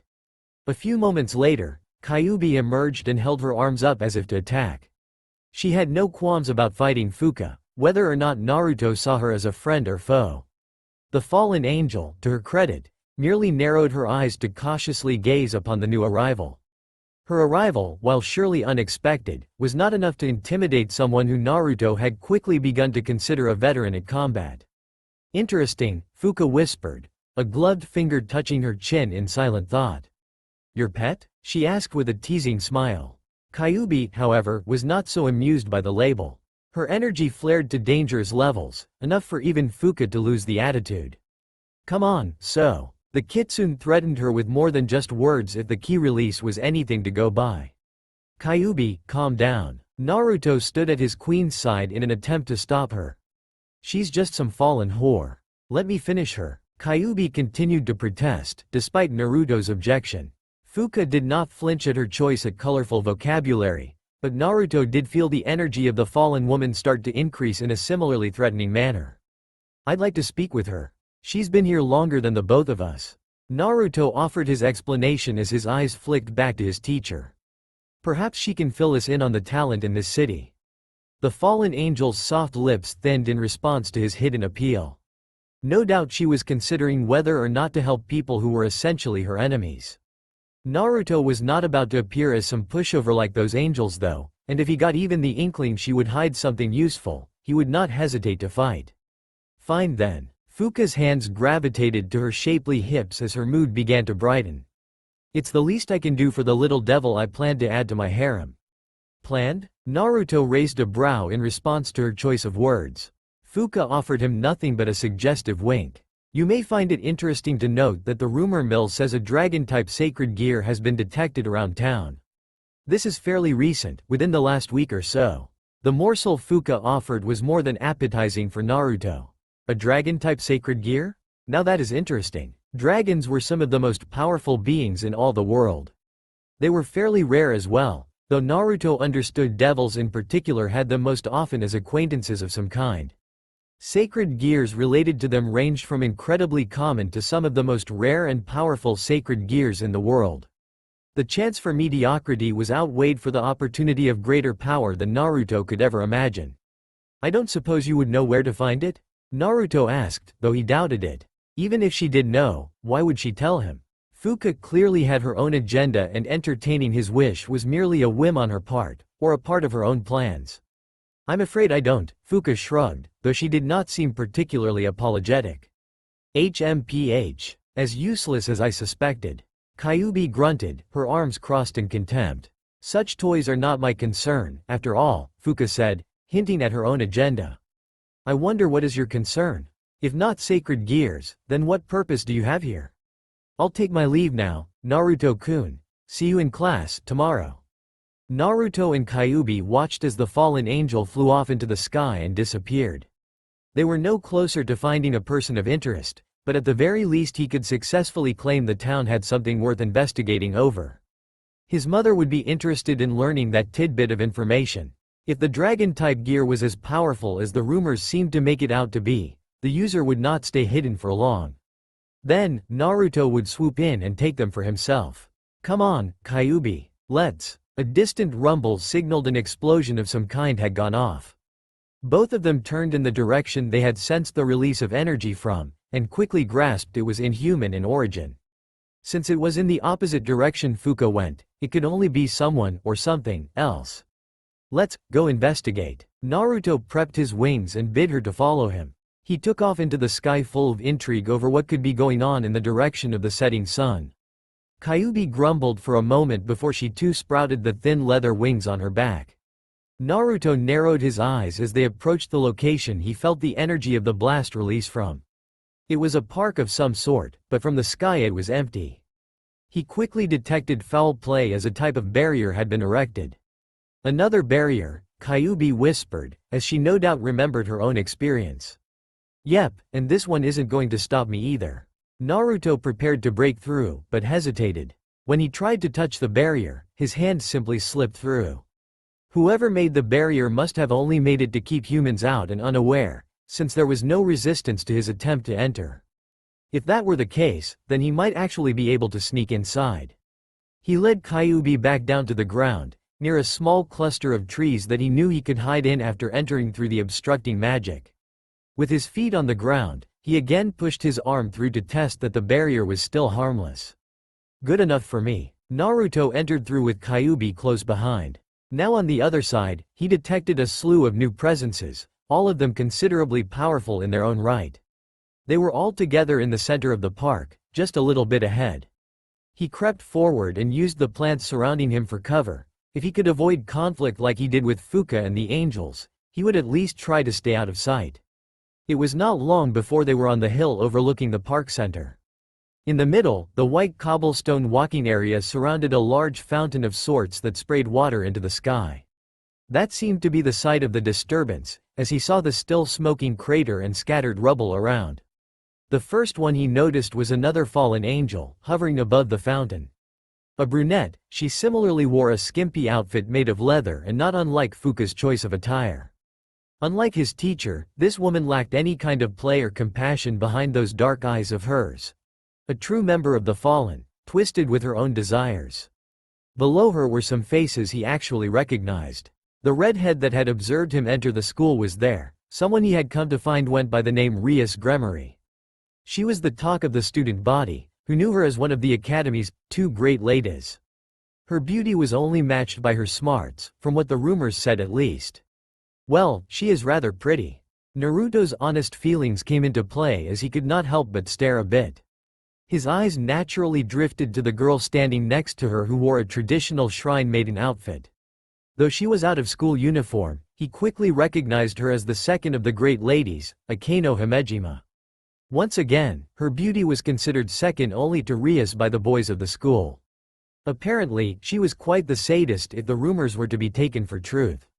The rest were an odd assortment of second years that were in one way or another well known: Kiba Yuto, the pretty boy, and Kaneko Taju, the cute junior.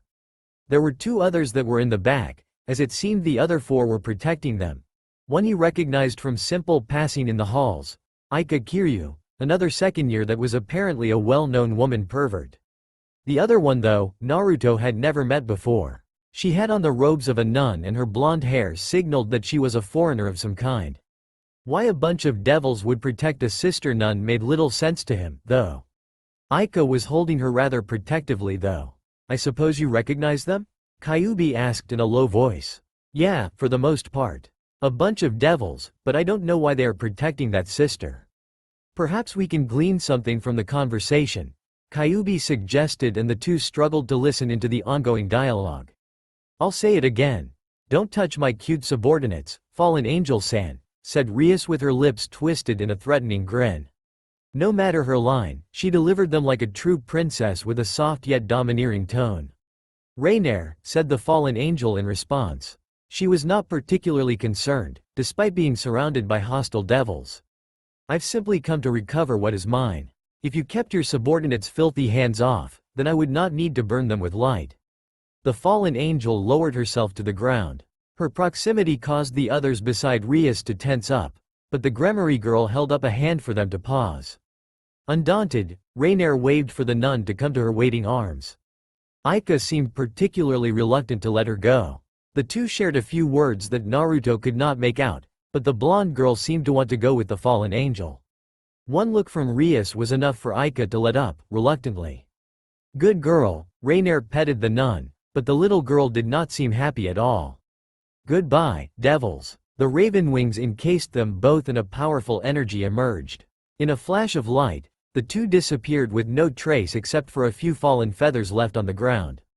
Naruto contemplated whether or not he should take his leave now before Rias and the others notice him. Considering the fact they were both devils, he felt it was only a matter of time before they had to meet. Perhaps it would be to his advantage to force an introduction in the aftermath of this emotional event. "Kyuubi, follow me," Naruto muttered as he chose to stand to full height. She narrowed her eyes, but dutifully followed in his stead. Together, they made their way down to join the conglomeration of devils as they had gathered around Ika. Without any attempt to hide their presence, Rias and her subordinates quickly took notice and turned to face them. Kiba and Kaneko quickly stopped Naruto's forward progress by standing in front of the others in a protective manner. Akeno and Rias stayed in the back with Ika, but neither seemed particularly put off by his presence there. "Friend or foe?" Kiba asked with a sharp tone. Naruto pocketed his hands and shrugged. He had no desire to fight them, but he was not about to be intimidated by one of the Gremory's peerage. "Neither. I was passing by and noticed you had gotten yourselves into some trouble." Naruto smiled, though it was rather hollow. "Figured I'd stay and watch the show." "It's nice to see you again, Naruto-kun," Rias greeted with surprising familiarity. Her words even served to unnerve some members of her family. If I may call you that, Naruto-kun? The smile she offered in return was loaded with something other than goodwill. She was playing him the same he did with Kiba. This woman, I like her. Sure, Rias-chan, Naruto offered the same familiarity in return. Only fitting if two high-class devils greet one another like such, right? To her credit, Rias did not so much as flinch at his teasing. Akeno, the raven-haired beauty Naruto quickly identified as Rias' queen, did offer a small giggle in return. High class? Yuto asked, unsure. Yes, Yuto. Rias motioned toward Naruto and Kyuubi. The man you see before you has a king piece, like me. The 9 tails next to him is a fellow queen, I see. Fu tilde. How interesting, Akeno said with no small amount of glee. Kyuubi leveled her glare at Akeno as a familiar scent of challenge wafted in the air. As interesting as it would be to see the two spar, Naruto wanted to avoid conflict if he could. I figured that we should introduce ourselves. Despite us both being third years, we have separate classes, Naruto said. That we do. An interesting olive branch you offer. Ria's smile faltered as she glanced toward Aika, who was still sulking over Asia's leave. Your timing could be better, though. Maybe I could help? The Crimson Princess raised a suspicious brow as Naruto shrugged again. Devils should stick together, right? I can at least listen to your problem. Given a moment to think, Ria's expression quickly shifted from one of conflict to satisfied. With a genuine smile, she beckoned Naruto to join them. He passed Kiba and Kaneko without conflict, though Kyuubi offered them a hearty glare. If you don't mind, I'd rather talk someplace more comfortable. The old school building acts as our clubhouse, so would you mind following us there? Rias explained as a red magical circle with the Gremory crest appeared at their feet.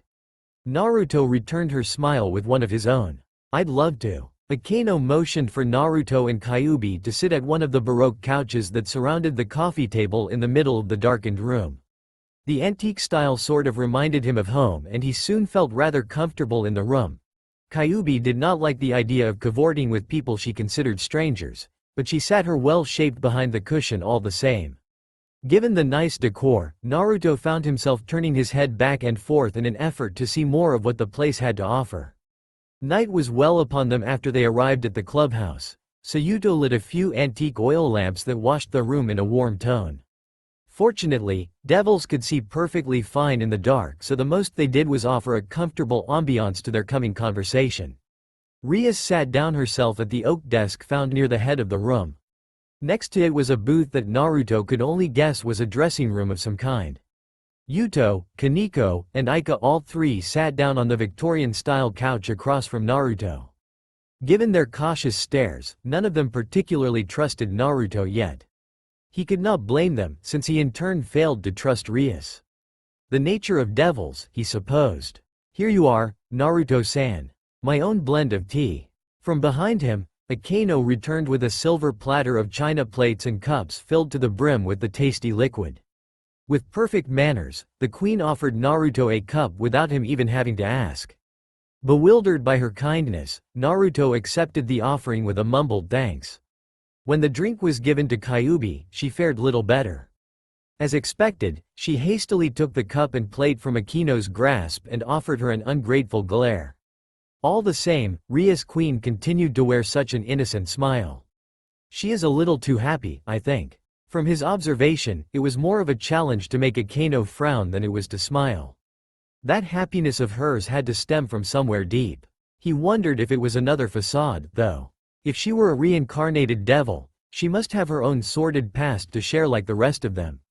I hope you enjoy it. Akeno takes great pride in caring for us with such refreshments. Rias said, mirth rising in her tone. Naruto raised the drink to his lips as he observed them. The way they smiled and laughed truly did feel like a family more than a group of servants with their master. He quickly realized that he was feeling envious of Rias and the group she had gathered. A quick glance to his side revealed Kyuubi to be absorbed in her own thoughts, ignoring the light and joyful atmosphere. He fruitlessly wondered if he would ever obtain what Rias' Gremory had. It's delicious, the words slipped from his mouth as his tongue registered the sweet taste. You are as talented as you are beautiful, Akeno-san. Akeno brought a hand to her cheek as a light blush overcame her well-composed features. She offered a slight giggle, but it took a moment before she could muster herself to say anything. "You are too kind, Naruto-san. You can call me Naruto-kun, if you'd like." Rias raised a brow but simply continued to watch the interaction between her queen and fellow king. She could barely hide her amusement as Akano bashfully agreed to Naruto's request. "Shall we move on to introductions, then?" Rias offered after the group had begun to settle down. Given her silence, she intended for Naruto to go first. "Well, since I offered, I suppose it's only right to go first," Naruto said with a shrug. "I'm Naruto Mammon, and this is my queen, Kyuubi. She is a nine-tailed fox, as you can plainly see." He motioned toward himself and then Kyuubi, with her red tails uncomfortably pressed against the couch behind her. Naruto figured Kyuubi would not want to say anything to him, and his assumption remained correct. The kitsune remained quiet and simply acknowledged his introduction with a nod. Despite her rudeness, the others accepted his introduction all the same. "Mammon. The name sounds familiar," Rias muttered. Naruto easily picked up on her idle thoughts and found it interesting she knew. Whatever information she had must have been from a considerably aged history book, since the Mammon had not been around in mainstream Devil Society for quite some time. Given her status, perhaps Naruto should not have been surprised the heiress was well educated in her history. While Rias no doubt racked her brain to remember, Naruto entertained the others by listening to their introductions. They offered nothing new to him, though he supposed it was best Kyuubi remember their names. The time further introductions offered must have been enough, as Naruto noticed Rias' eyes popped with what could only be an answer to her own question. "I remember now. My brother spoke some about you when I inquired." Rias recounted from what must have been a recent talk with her brother. Naruto knew nothing of the Gremory family, but he assumed her brother was something of a knowledgeable man. "He recognized you after I described your family crest. The swirl pattern is rather simple thing to remember." "And did what he tell you surprise you?" Naruto asked, slightly amused. Rias glowered at his teasing but continued on regardless. "Apparently, there really was once a fifth Mao who held the name Mammon. One of the original Saiyans, with a moniker that made him well associated with greed. He attempted to usurp power when the other four Mao went to war with God during the Great War." Around the table, the face of shock was rather common, not even Kyuubi could hide her interest. Naruto remained tight-lipped as he listened to her recount his family's history with simplified yet relatively accurate detail. After great sacrifice, the Mao was defeated and his clan swept away to the edges of the world. Even my brother, Searsex's Lucifer-sama, was taken aback to discover some still lived. Naruto's eyes betrayed him as he discovered Ria's family connection to one of the current Mao. Given her natural prowess, the family relation only made sense. Still, it just went to show how out of touch he and his mother were from the rest of the underworld. "We have experienced our share of hardship," Naruto professed, taking another sip of tea while wearing bitter eyes. "But we are alive. I swore to my mother I would return the Mammon to the 72 pillars, and when the Mammon set their sights on something, we don't give up." "Quite a fine saying, albeit for an almost extinct house," Rias said with little sympathy in her tone. Her eyes narrowed on Naruto, though she kept the same smile. "I hope you don't plan to cause me trouble, Naruto-kun. I'd rather not have to end your dream by force." HMPH. Naruto ignored her threat with a stubborn grunt. "I have to admit I am jealous of you, Rias-chan." "Oh, why is that?" she inquired, her interest piqued. "This family you have here, creating something like it for myself is another desire of mine," he said, setting the tea back down onto the table. Their gazes crossed as Naruto stood his ground. "For that dream to become reality, I've come here to Kuoh to find my peerage. I'll develop a family I can take care of and trust, just the same as you did." The strength behind Naruto's conviction seemed to humble Rias, as she offered no further retort. The rest of them also appeared rather convinced. "After that, I'll return to the underworld and petition for my family to return to the pillars and earn our old territory." Naruto's voice dropped as he said that. He had reiterated his mother's words, but he knew they were naive to think things would go so easily. Rias too must have grasped the same thought as she began to frown. "That might not be so easy, Naruto-kun. Your clan has been gone for too long, and I highly doubt anyone would cede their land back to you over such an old claim." Her voice was at least somewhat sympathetic that time. Still, his determination was not so easily lost. "I'll find a way." was all he offered in return. I admire your dedication, something of a trademark for the mammon I'm starting to pick up on. Ria's grin began to lose its luster soon after. However, you will need to be a bit more clever than that if you wish to return to the rest of Devil Society. Otherwise, you'll be ripped apart by their schemes. No one would want the mammon to repeat their conquest a second time, right? Akeno added in a somber tone, her smile lost as well. Naruto could offer nothing in return as the simple fact was that Rias had a point. He would need to get stronger, both mentally and physically, if he wanted to see both his mother's and his own dreams come true. That was something he had chosen to accept long ago, but hearing it from others made him feel even less secure. For now, at least, you and I have no issues with one another. Ria's smile returned and with it, an offering of peace. That much means you are welcome to visit us here anytime, and I'd like to encourage you to do so at your leisure. That's quite the offer, Naruto said. Well, if you want your dreams to succeed you will need some devil acquaintances. If you would like, it would be my pleasure to be your first. There was a certain shine to her eye Naruto could only attribute to some hidden agenda. For now though, there was no reason to refuse. I might take you up on that, then. With that, the two groups of devils offered a series of short goodbyes and parted ways. Both had learned something about each other, and they were all one step closer to their own goals and desires. In the depths of the underworld, Naruto and his queen Kyuubi emerged from within a magical circle. Bathed in crimson light they stepped out of the portal and confirmed their surroundings as correct. Nostalgia hit Naruto as the feeling of home had finally returned and put his heart at ease. They were inside of the Mammon Castle, located in the far reaches of Devil territory. Naruto had come home, but not for a social call. There was business to deal with if his work in the human realm were to continue. Just as his mother had expected, Kuoh was a fruitful place to find those with power. Armed with the knowledge he received from Rias and Fuka, Naruto had all the proof he needed to show his mother that he was ready to take on the full responsibility of a king. So, this is the underworld. Kyuubi's nose twitched in discomfort. She naturally gravitated toward him in the center of the dark cobblestone-laden hallway. Around them were all manner of medieval decorations, with a blood-red carpet at their feet. In front of them was the throne room where his mother spent most of her time. An infant could sense the great demonic energy on the other side of the large iron doors, and he knew Kushina was waiting for him inside. With Kyuubi tagging along, it was sure to be an interesting reunion. Come on, Kyuubi. My mother does not like to be kept waiting, Naruto said. He began to walk toward the doors with purpose in his step. Now in front of the door, Naruto took hold of both handles. With one motion he forced both of the heavy-set doors to open at once. He did not hesitate to show himself inside and Kyuubi dutifully followed behind. Since she had already informed him that it was her first time in the Devil's homeland, Naruto was not surprised to see the kitsune's eyes wandering about the room. He only hoped that she remembered to show the proper respect to his mother. As loving as Kushina was, she would not forgive Kyuubi for insolence. The Nine-Tails' pride was easily dwarfed by his mother's. My son, you have returned.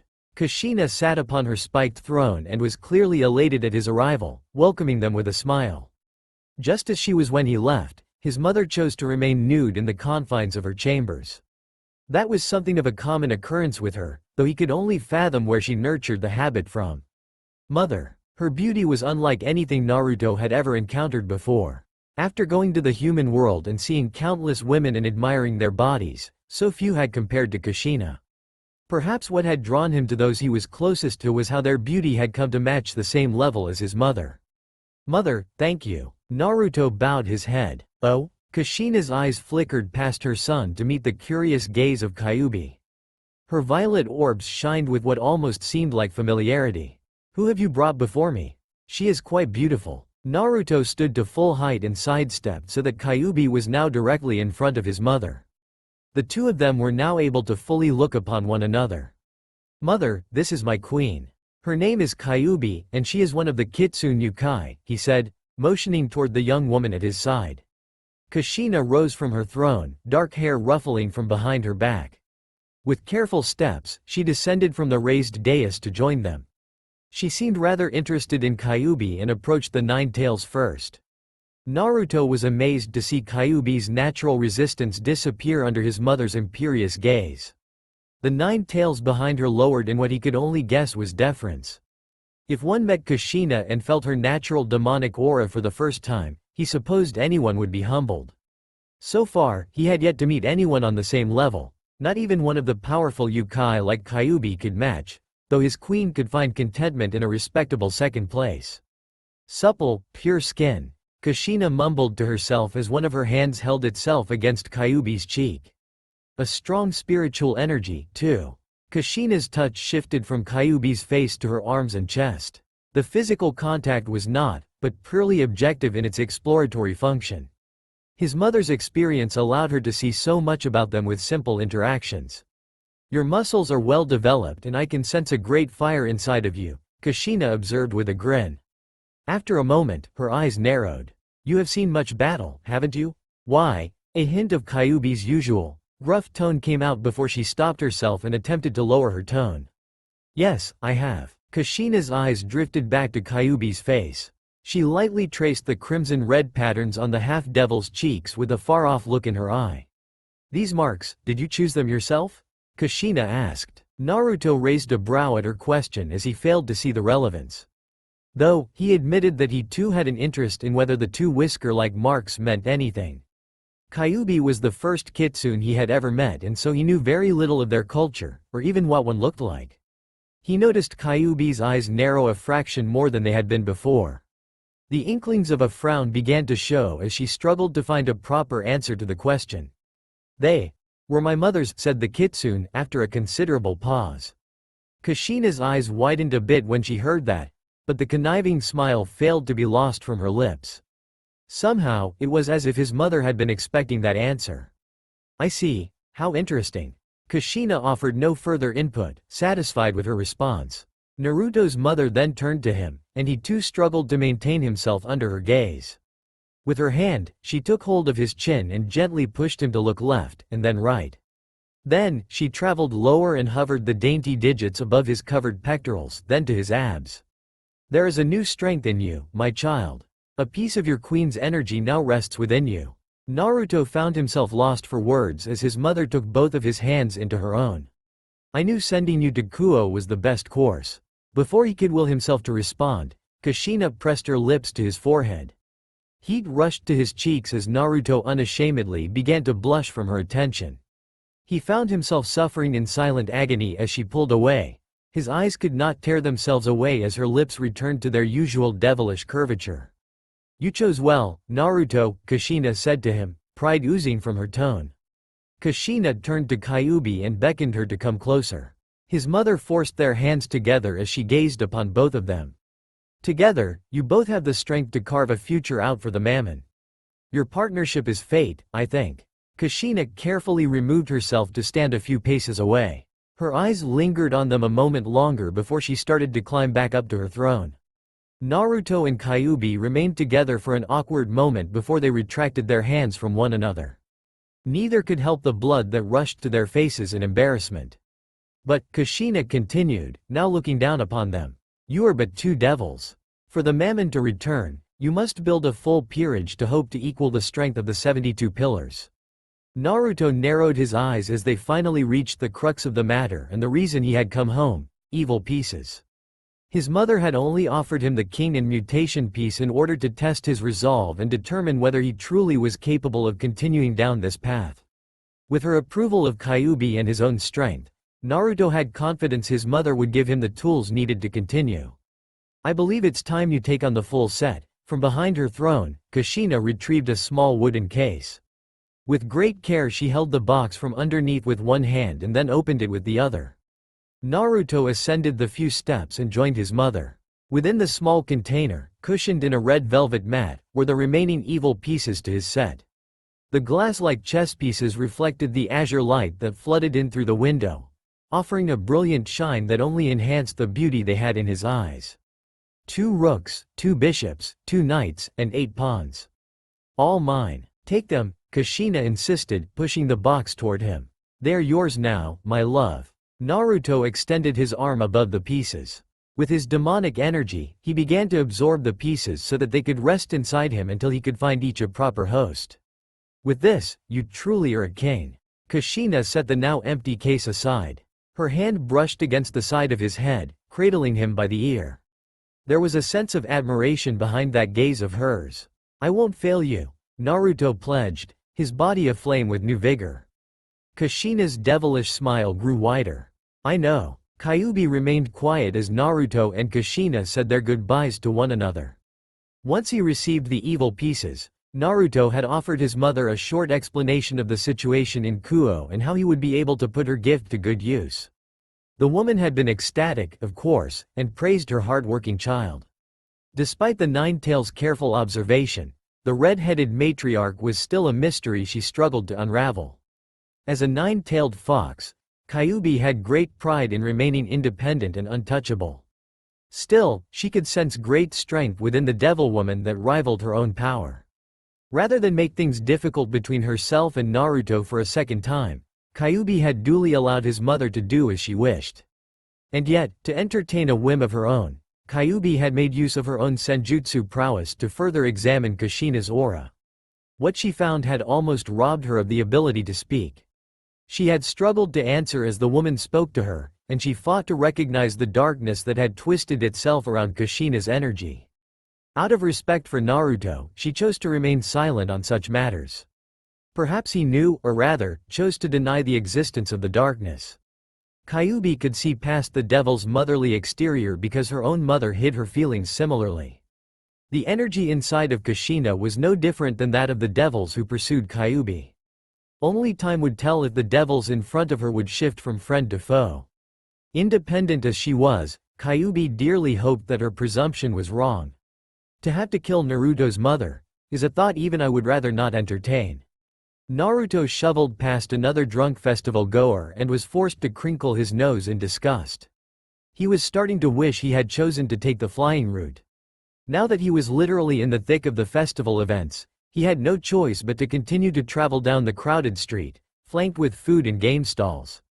Now that his mother had gifted him with a full set of evil pieces, Naruto considered his work to expand his peerage now came to the forefront of everything. He chose to accelerate his plans and forcefully immerse himself into large gatherings, like festivals and other town events, to better expose himself to the human population in hopes of finding someone special. He should have known after Kyuubi refused to follow him that things would not go as planned. The nine-tailed fox instead offered to use her senjutsu talents to help him search, but as far away from town as possible. Her excuse was that to meditate, she needed absolutely no distraction, but he had a feeling it was to get out of situations like Naruto found himself suffering in now. Whatever, I'll just have to be the one to find someone first. Somehow, he would salvage his own wrecked sense of pride from the gutter. Unfortunately, he had barely caught a whiff of any potential sacred gear users. Perhaps he was going about this strategy all wrong. He would have to ask Rias of her own opinion.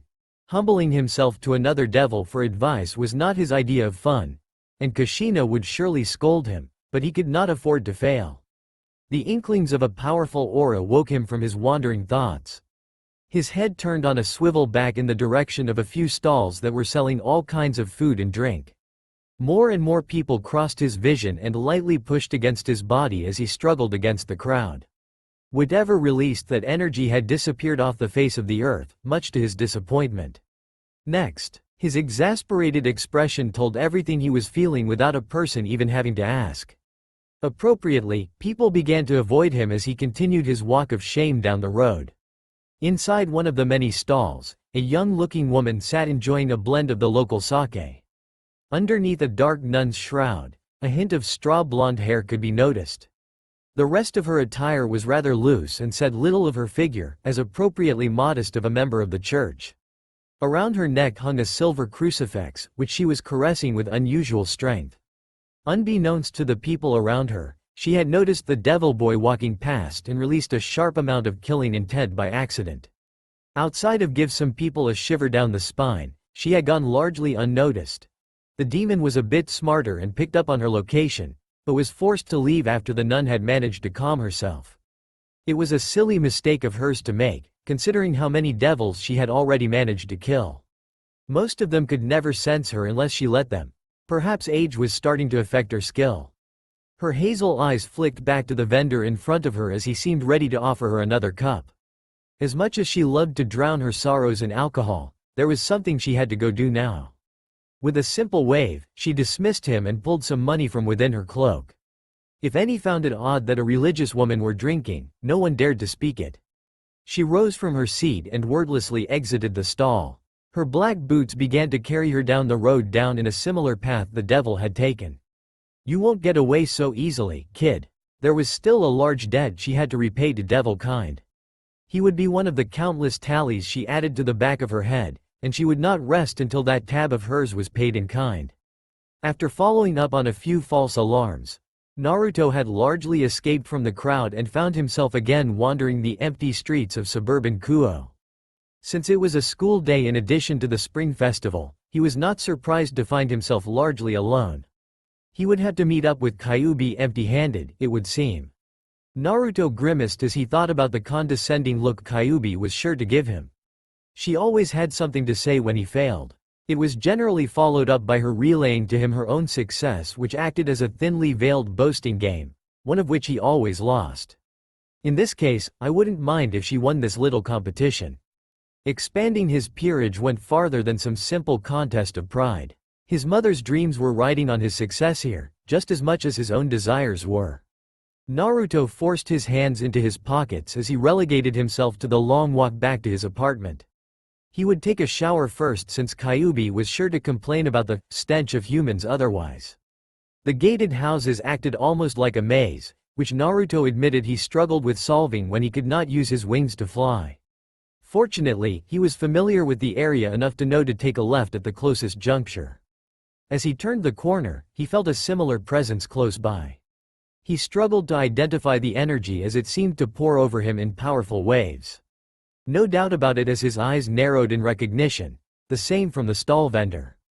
This isn't natural release either. Someone's out for blood. The worst part was their proximity to Naruto. He could feel that they were close, so close he could almost swear they were next to him. Such a brazen challenge in broad daylight was reserved for only two types of people. Those who prided themselves on their ability to bluff, and those with the actual strength to back their intent up. To be safe, Naruto began to build his own energy and create a barrier surrounding him. The last thing he needed was humans getting in the way if this person were to start wrecking the neighborhood. His pocket dimension would keep the real Kuoh safe while he dealt with whoever, or whatever this thing hunting him was. Their energy was something he had never quite felt before. The sheer amount of emotion behind their strength was something that surpassed even Kyuubi's usual battle lust. Naruto continued down the street he was on in an attempt to calm his nerves and gather some distance between them. There was another intersection up ahead and he could sense the other presence was fast approaching, with each sequential wave of energy hitting him harder. Unfortunately, he failed to pinpoint the direction because of the sheer amount of energy being bounced around the area. His feet carried him to the center of the street. At that moment, standing in the middle of his barrier, he could feel their eyes on him. Naruto's head turned to the right, down one of the streets. The person that stood before him was nothing like he expected. Rather than be some supernatural beast or a devil king, he instead received a member of the church. From beneath her hood, Naruto could see brown eyes boring into him like a drill. All of the emotions he felt rolling off of the woman now came to a crescendo with them face to face. He easily recognized a level of hatred that was unheard of for a nun to have, and all of it was leveled directly at him. "Who are you?" he inquired. Given their lack of restraint, Naruto doubted they were in a talking mood. Still, if they were a member of the church they had to at least be willing to talk before trying to kill him. "I have nothing to say to a dead man," they articulated with clear distaste. One of their hands grasped the collar of the cloak. With one swift motion, the woman uncovered her body to reveal herself wearing a battle suit of some kind. A black leotard with matching gloves and boots that extended up her arms and legs. Around her neck she wore a crucifix, confirming his silent suspicions of them being a person of faith. When her energy spiked, he knew she was not lying. The woman, who he noted was aged no more than his mother, launched herself at him with incredible speed. He barely had time to force his wings out of his back before she was upon him. With some luck he was able to narrowly avoid her attack as her fist went flying down at the ground beneath him. She's not as fast as Kyuubi, but beneath him, the earth literally shattered from the impact of just the woman's fist. He could not tear his eyes away from the crater, easily larger than anything he had seen Kyuubi manage, with the woman in the epicenter. She brushed some dirt from the knuckles of her fist, but otherwise showed no discomfort. If anything, the disgust that painted her face was because she had failed to hit him the first time. With her energy literally pouring off of her in almost physical streams of wind, he could not detect any special technique that had offered her such superhuman strength. With no manifestation on her body, he could not recognize the presence of a sacred gear either. Was the pig-tailed blonde in front of him really human? Despite his apparent height advantage, she offered little sign of concern. Hunching over, she took hold of a large slab of rubble, once the concrete that made up the street, and pulled it from the ground with a mighty roar. With her great strength, she easily threw it toward him and forced Naruto to dodge. I'm going to have my hands full here. He really wished Kyuubi had chosen to join him now. What a fool, letting himself get caught like that. In the woods, far removed from the city, Kyuubi sat in a meadow. She was in a meditative stance, cross-legged with both hands pressed together, as her mind and energy reached out to cover the city. Her original objective had been to try and detect any interesting abnormalities that might lead her king to another potential piece, but she had eventually shifted gears to keeping an eye on him. The single piece of advice offered to her by both Kushina and the queen of Naruto's devil acquaintance was that the single most important duty of a queen was the protection of their king. Kyuubi was used to her independence, so the thought of having to look out for someone else had not originally sat well with her. She knew from personal experience Naruto was no slouch in combat, but at the same time, she knew better than even he did that no one, not even herself, was infallible. Her intuition to follow his energy signature had turned out to be correct when a very hostile individual had traveled after him. From this spiritual vision, Kyuubi could only make out the black and white outlines of people and buildings, but energy appeared as a bright blue fire to her. This person that had cornered Naruto was indeed dangerous, as the flames seemed to roll of her body with ease, physically affecting her surroundings. Her killing intent goes deeper than anything I've ever felt. Kyuubi opened her eyes, having closed them to concentrate on her second type of sight, and roused herself from the ground. She did not have Naruto's useful teleportation ability, but she knew enough about magical circles that she could replicate one and get close to support him. With a wave of her arm, the makings of the familiar Mammon Crimson began to appear beneath her feet. A creeping feeling in her chest made her turn around toward the deeper part of the forest. There was nothing immediately visible, but she could have sworn she felt something. Her slitted eyes filtered back and forth to try and detect the presence again, but there was nothing. With some reluctance she continued to build her magical circle. After a moment, she heard the distinctive crunch of someone breaking bark. So, I was right. Kyuubi cancelled her magical circle and shifted the power to her hands. The familiar white of foxfire began to gather. Her ears were particularly sensitive to such slight sounds, and so she tried to lock down the location of the person facing off against her. Unfortunately, despite their single slip-up, they were rather well trained and had managed to stay out of sight. Then, the glint of gold forced Kyuubi's attention to the top branches of the nearest tree. A hail of arrows fired from within the leaf-ridden branches forced her to leap to the side. In retaliation, she threw her complete fireball at the source. The inklings of their presence could be felt as they slipped away from Kyuubi's range. To have such great control on their release of energy was impressive and almost foreign in nature to the kitsune. As she expected, the fire completely destroyed the branch but offered no body for her to see. Her eyes flicked back to the projectiles that had been used against her and realized they were inherently different than the light weapons they had initially resembled. The arrows, while still retaining their bright yellow texture, were physical in nature. Someone had actually crafted them using a forge of some kind. She could sense a familiar tinge of spiritual energy inside of them, not unlike the presence that now hid within the surrounding forest. From her blind spot, another arrow came flying out from the trees. Aimed perfectly for a spot beneath her shoulder blade, the attack was sure to hit her heart if its trajectory was unchanged.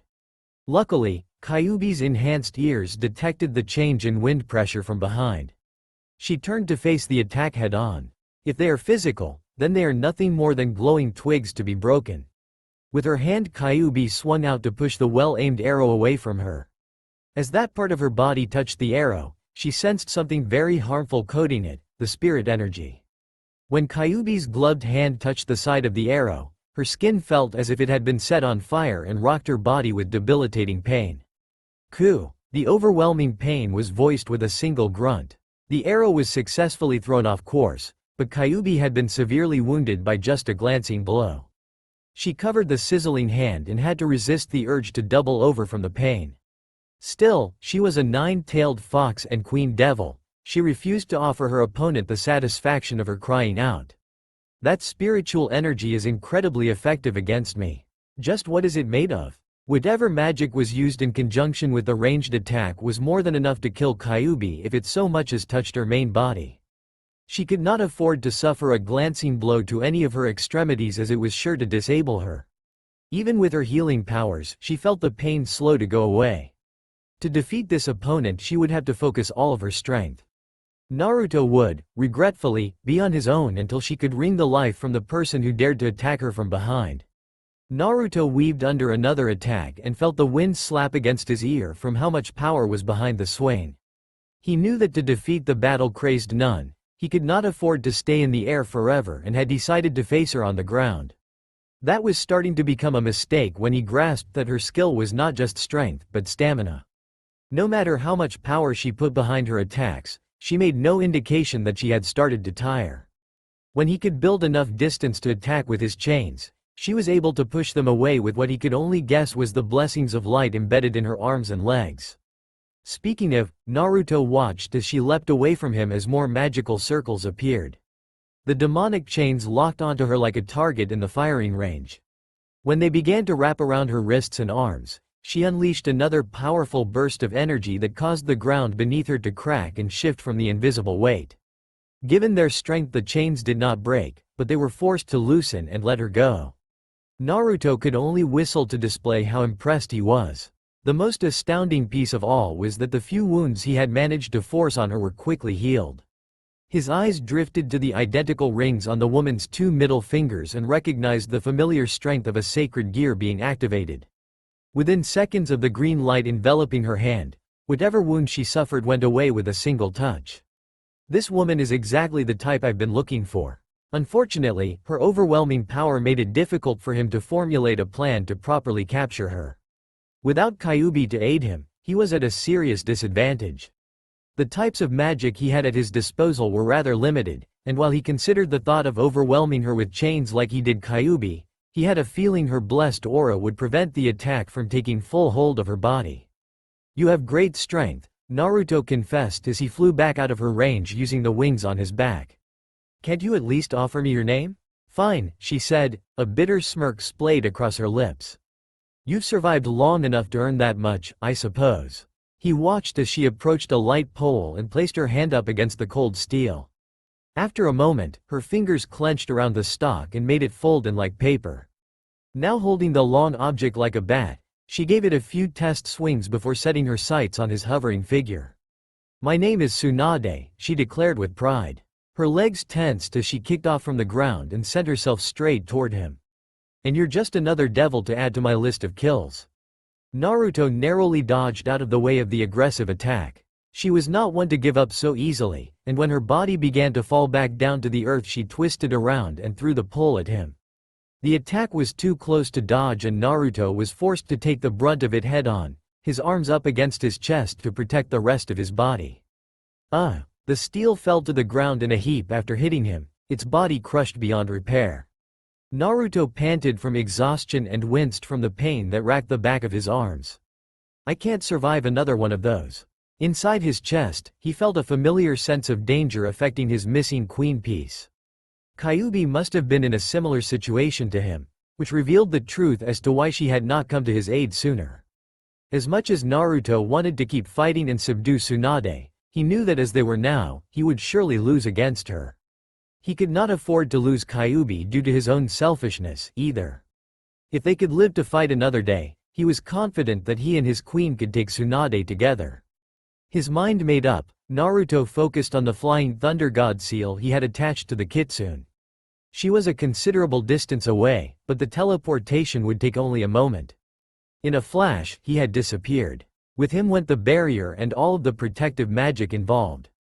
Tsunade, staring incredulously at the piece of sky he had once occupied, was now alone in a perfectly normal-looking street. Any damage they had created had disappeared like it had all been a dream of some kind. The nun's surprise lasted only a moment before a familiar look of rage crossed her visage. Her fist began to shake in what could only be a failed attempt to calm herself. In a sudden movement, the elbow snapped her fist into the nearest wall, causing it to instantly shatter from the great force. His surroundings quickly shifted from the blue sky and clouds to a field of green grass, surrounded by a thicket of wood. Naruto's eyes flickered around to get a better understanding of the place occupied by Kyuubi. The nine-tailed fox in question was beneath him, huddled in a low crouch with a magical barrier covering her from attack. All around them on the ground were golden arrows that had been forced to harmlessly bounce off her shield. He quickly noticed that not all of the attacks had missed, as Kyuubi was bleeding profusely from the leg with one of the golden arrows still stuck inside. Various other wounds decorated her body as glancing hits, he guessed. Naruto could not help but show his surprise at his queen's condition. He had never seen Kyuubi struggle so much against an opponent. Not only that, but whatever rage she had was already lost to an odd emotion Naruto could only peg for genuine concern of her condition in the fight. "Kyuubi," he exclaimed, kneeling to join her. His hands wandered to the wound on her leg and he wondered why she had not healed herself yet. With one hand, the nine-tails steadied herself on the ground and with the other maintained the ever-smaller barrier. So hurt was she that Naruto could see her body physically shaking in pain. Still, to her credit, Kyuubi refused to even groan from discomfort. "Naruto, don't touch it," Kyuubi growled, forcing his hands to stop mere inches away from the arrow in her leg. "It's poisonous to the touch. The pain will disable you, for sure." He narrowed his eyes, shifting from her nervous gaze to the wounded leg. No wonder the enemy had the advantage if they were using a dirty trick like that. Still, Naruto's eyes panned around and saw that the stumps of wood surrounding them had once been a healthy forest. Kyuubi had burned it all down, leaving only broken and burning trunks behind. Whoever was out there, still pelting them with arrows, was quick enough to move from the remaining cover without so much as a shadow being left behind. "We need to get you out of here, Kyuubi," Naruto whispered, tenderly grabbing her shoulder. Despite the direness of the situation, Naruto still had the strength for them to escape. "Before that, we have to lure them out long enough to see their face," Kyuubi retorted, grunting as she shifted the wounded leg. "I've been studying their attacks and they don't resemble any kind of magic I've encountered. If we see their face, I can use it to identify them later." That was a tall order she was asking for, but there was some logic behind it. If this was a new or unique kind of magic, knowing what the user looked like would help their research. The answer was surprisingly astute for Kyuubi, whom he had pegged earlier for being a pure battle junkie. "Alright, but let me handle that. You have done enough." His eyes flicked back down to the arrow. The spiritual energy inside would prevent Kyuubi from properly entering his body if he were to try and absorb her, and she obviously could not walk on that leg. "We have to remove it first though." Kyuubi's eyes widened when she saw his hands again go to reach for the wound. Her free hand grasped his wrist with an unnecessary amount of strength. "Didn't you hear what I said before?" Her voice cracked from her growing sense of desperation. "I know, but I can take it." Naruto's bluff was horrible, but if he was going to risk getting hit by one of them then he had to know what it felt like. With his one free hand he bypassed Kyuubi's defense and latched onto the golden arrow. His eyes snapped shut as he waited for the pain to hit, but nothing came. After a moment or two, he tightened his grip on the golden arrow and yet still, he felt nothing but the solid object against his palm. Kyuubi sat silently in shock, unable to believe he held it without feeling anything. Was what pain she was suffering from a part of the magic like a type of illusion? Or was it that somehow, she had something that made the energy inside react negatively that he did not share? Either way, they knew something else about the arrow's special properties. With a quick application of force, Naruto removed the arrow. The pain was too much for Kyuubi to handle and finally she let out a violent cry of anguish. She practically fell into his arms, unable to move from sheer shock. The magical circles surrounding them disappeared and left them open for attack. Their opponent was ruthless and quickly launched another dozen of the projectiles. Naruto took Kyuubi into his arms like a princess and rolled out of the way from the barrage of arrows. In the middle of a grassy field with no cover, Naruto knew they had no chance of hiding, and he figured their enemy had the skill to find them even if they did try. Naruto sprouted his wings again and rose into the sky. He looked down upon the limp woman he held in his arms and realized how fragile Kyuubi looked. Holding her like this, with her considerable bust pressed against his chest and soft skin against his arms, reminded him that despite all of her fury, Kyuubi was still a woman. The snow-white skin the fox prided herself on began to glow as he felt her energy flow inside of him.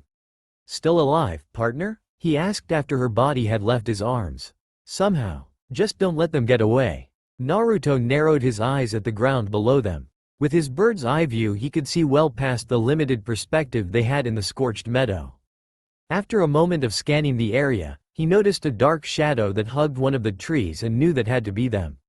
They hid their spiritual presence well, but against the light of the sun, not even they could turn invisible. The shadow shifted and he knew they were readying another attack. He also knew the light from the sun would make it difficult for them to aim directly up, so he kept on the move while he gathered magical energy. With their skill, the only chance he had at forcing them to reveal themselves was putting himself in danger.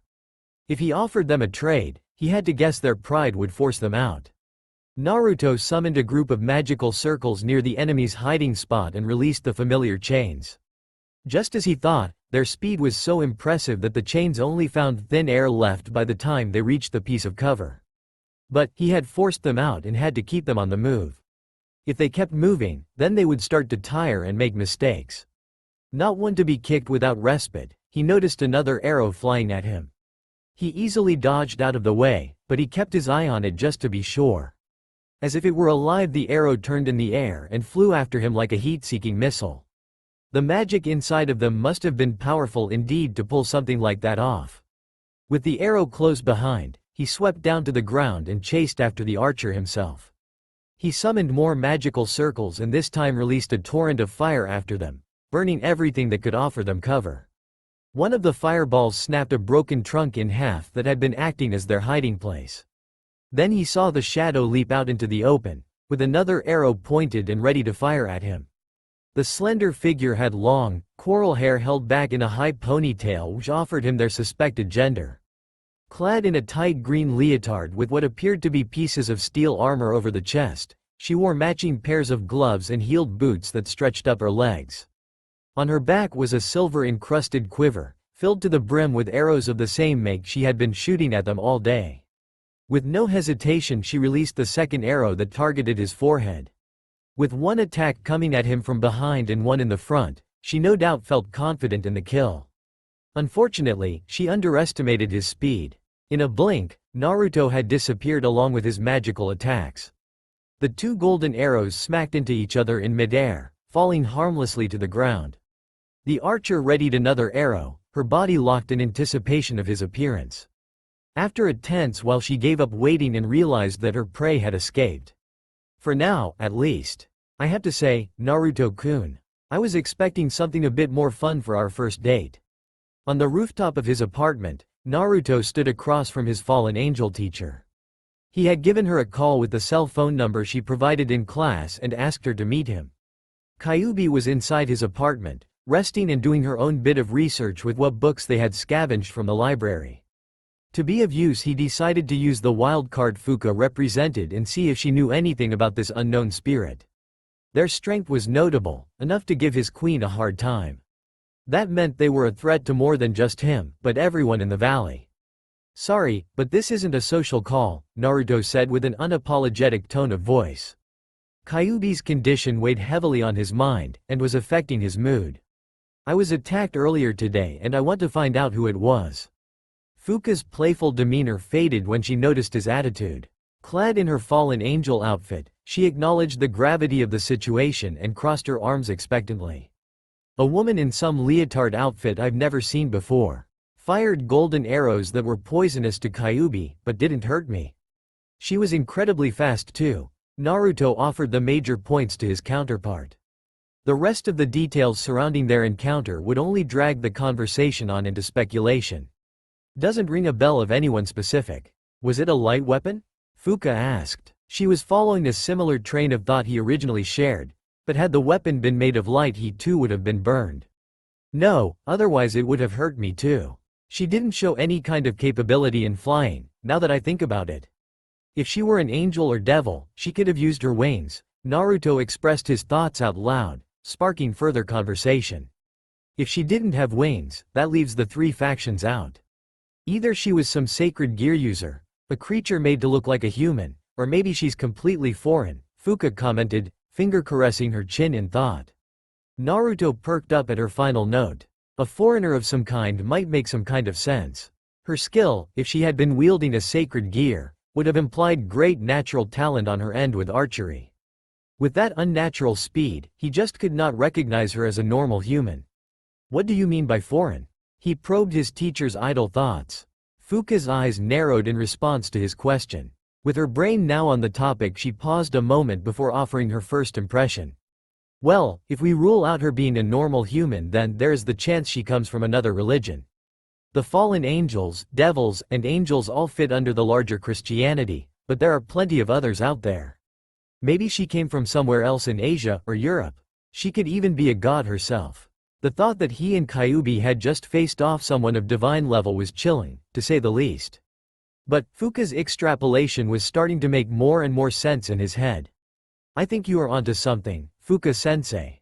What kind of repercussions could there be for another religion attacking us? There had to be some sort of treaty or basic understanding between religions. Otherwise something bigger than even the Great War between the three factions would have occurred by then. If this person was willing to break that by attacking Kyuubi, what did that mean about their sense of self-confidence? They were literally defying all devil authority by attacking them so freely. Either they were stupid or ridiculously powerful. Well, if they aren't careful about who they target, they could make themselves the enemy of every faction, Fuka said, confirming his suspicions. That would spell trouble for more than just them, but also everyone else from wherever they're from. I guess for now we just have to keep our eyes open for when they strike again. If they do. He added the last part on as an afterthought, since he was fairly confident they would come again. Someone with that level of skill had not come to Japan just for one failed hunt. They were here for something bigger, he just knew it. Well, I'm happy to be of help. Fuka's grin widened into something quite devilish. She approached him and placed her hands on his cheeks, holding his face still. I'll take my reward now. Naruto decided not to struggle against the fallen angel, since he had promised to give her something if she offered something useful. He had a sneaking suspicion it would be a kiss, and it seemed Fuka was not one to disappoint. Their lips met, her dark red lipstick rubbing against his pale pink skin. Her experience far outweighed his own, and he felt himself melting into putty right in her arms. One of her hands released his cheek and captured his limp wrist, forcing his hand onto her naked hips. His other hand fell to the same fate as the redhead moaned into his mouth, her tongue pushing against his entrance. Unable to refuse, he let her enter his mouth and found himself moaning from the sheer lust behind her attack. He had no idea how strong a kiss could be until she gave him his first. That was right, he realized Fuka had stolen his first kiss like it was nothing. But, as she deepened the kiss and forced their tongues to battle, he felt a part of his energy rising up from his stomach. Through his mouth, he felt her take in a portion of his demonic energy. His moaning turned into muffled grunts as he tried to push her away to little effect. Fuka opened her eyes as she slowly began to pull away from him. Apart from the saliva that connected their bruised lips, a visible blue stream of energy extended from the depths of Naruto's mouth into Fuka's. The trail disappeared when Fuka closed her mouth and seductively wiped her lips. Naruto stumbled back in an attempt to defend himself, but Fuka made no moves to attack. A low purr from deep within her chest made it very clear she was satisfied with whatever she had just done. You taste good, Naruto-kun, Fuka commented, with a particularly sultry undertone.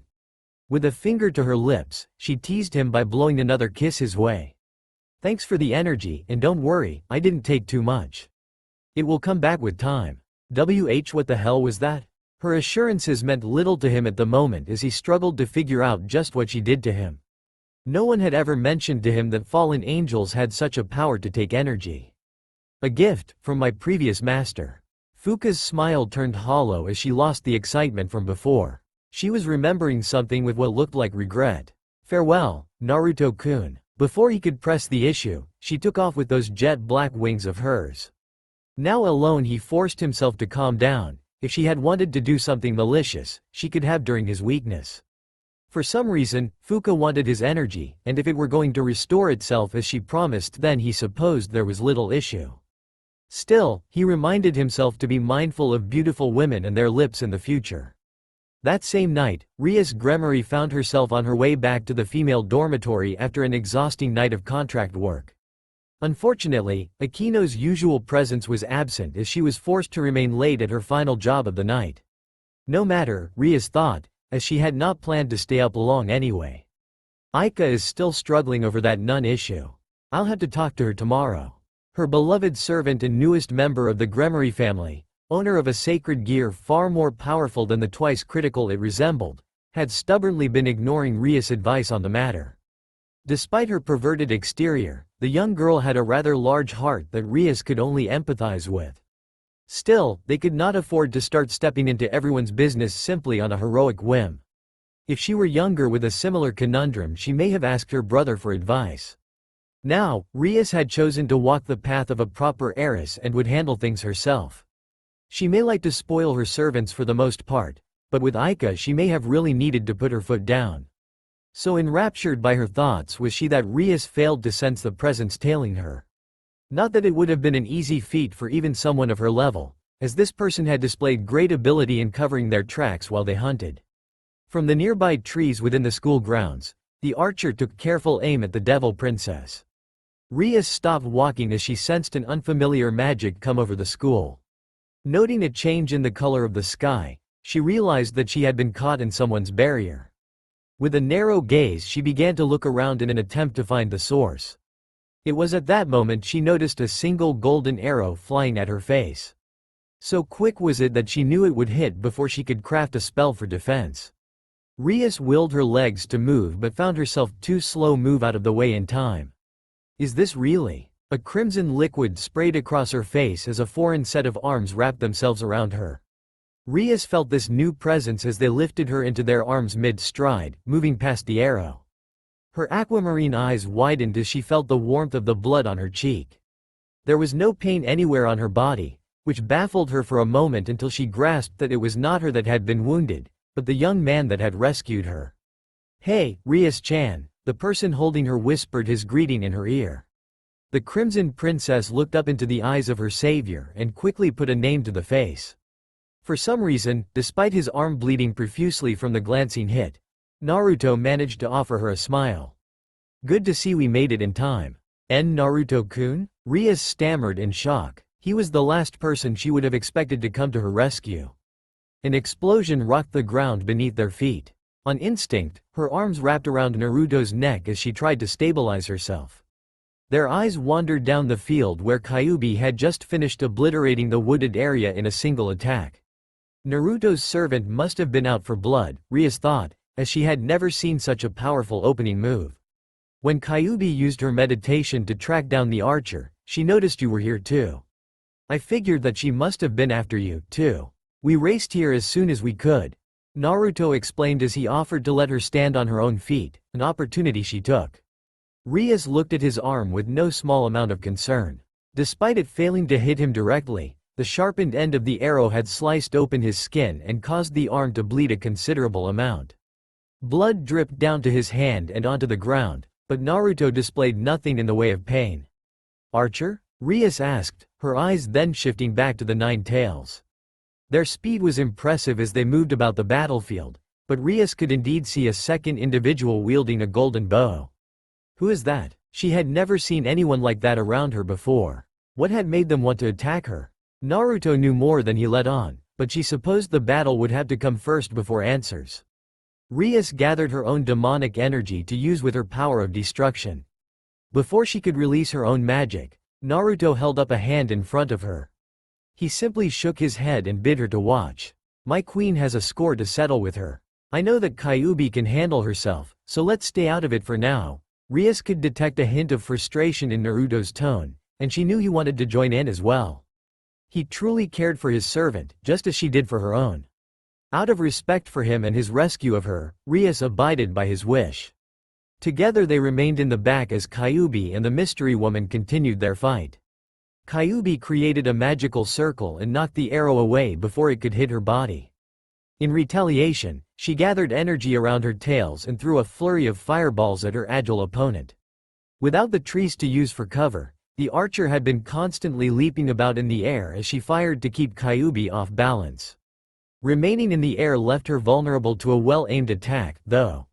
The archer, an Amazon in height and build, took out 3 arrows and fired each in quick succession. Each hit a fireball, causing the attacks to cancel one another out. One of Kyuubi's fireballs had not been directly aimed at her, which had caused her opponent to ignore the attack. Instead, the fireball hit the ground where the archer was about to fall and allowed a large explosion to rock the battlefield. Not one to lose the momentum of her offensive, Kyuubi waved her arm about in front of her and created a dozen magical circles. Rather than spawn an attack of some kind, Kyuubi instead pushed the circles closer to the smoking crater and surrounded the area with a thick magical force. Now surrounding the archer was a near impenetrable barrier, rendering her unable to escape. Kyuubi was now free to kill the struggling insect as she pleased. "That's enough, Kyuubi," she heard Naruto give the order from behind. He and the other devil girl had closed the distance after the barrier had been erected. She contemplated whether to disobey him and follow through with the attack, but ultimately decided against it. "Good job. You did well. I'm assuming you have something you want to say to the little pest?" Kyuubi sneered, and her tone made it very clear she wanted nothing more to finish them off. "That's right. I think it's time we appropriately greet our foreign counterpart," Naruto said as he stepped past Kyuubi and approached the edge of the entrapment. Kyuubi lowered her arm but kept her concentration on the barrier. So far, the single person inside had not tried to escape, but she would not put it past them. They were too dangerous to just release again, so she hoped Naruto had something in mind. Rias remained at her side as the two watched Naruto open his dialogue. "Hey, you still alive in there?" Naruto called out to the warrior woman as she stood in the center of the crater, unmoving and silent. Whether she had resigned to her fate or was formulating a method to escape was hard to say, but Naruto had no intentions of letting her go. From beneath the woman's feet, another mammon circle appeared and Naruto's chains took hold of her body.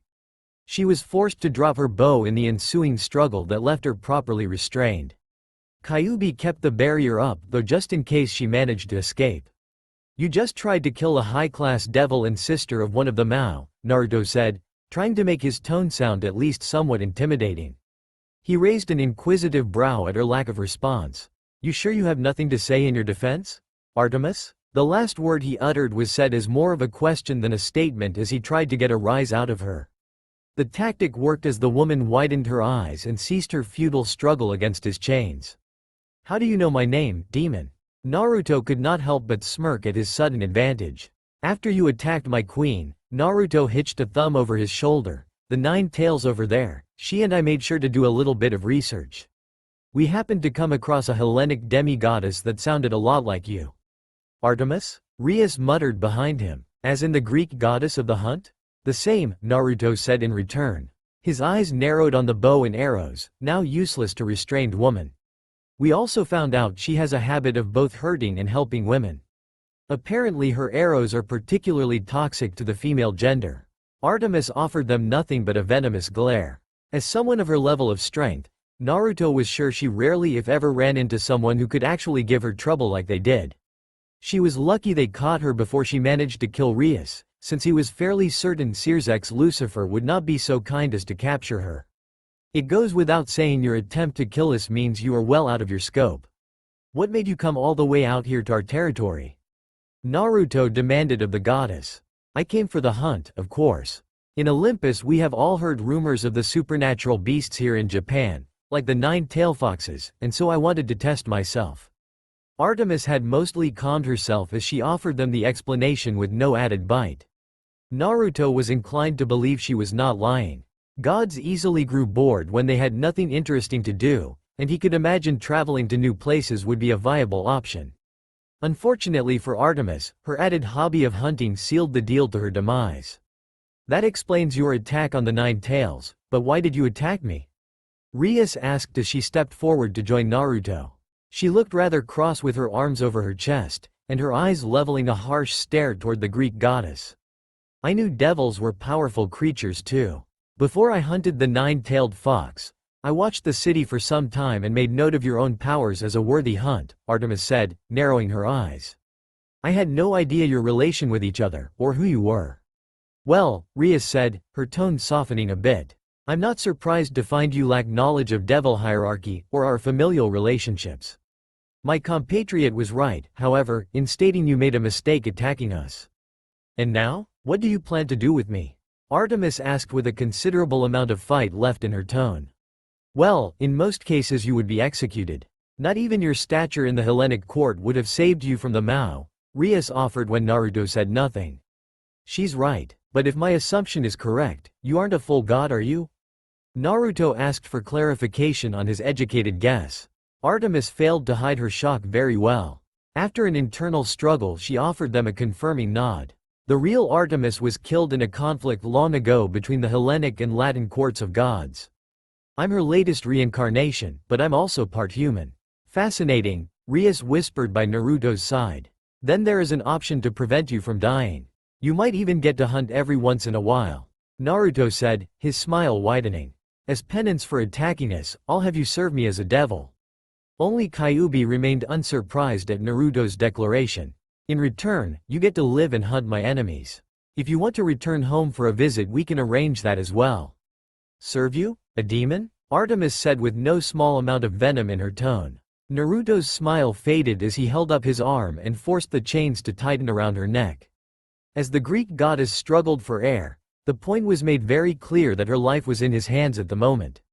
Your choice. Die a failure of a hunter, or earn back your honor by fighting some of the most dangerous enemies Christianity and Japan have to offer. Naruto loosened the chains a bit, just enough for her to breathe. Rias offered her fellow devil an approving grin. Naruto had started to learn from Rias' earlier warnings and had become a bit more conniving than before.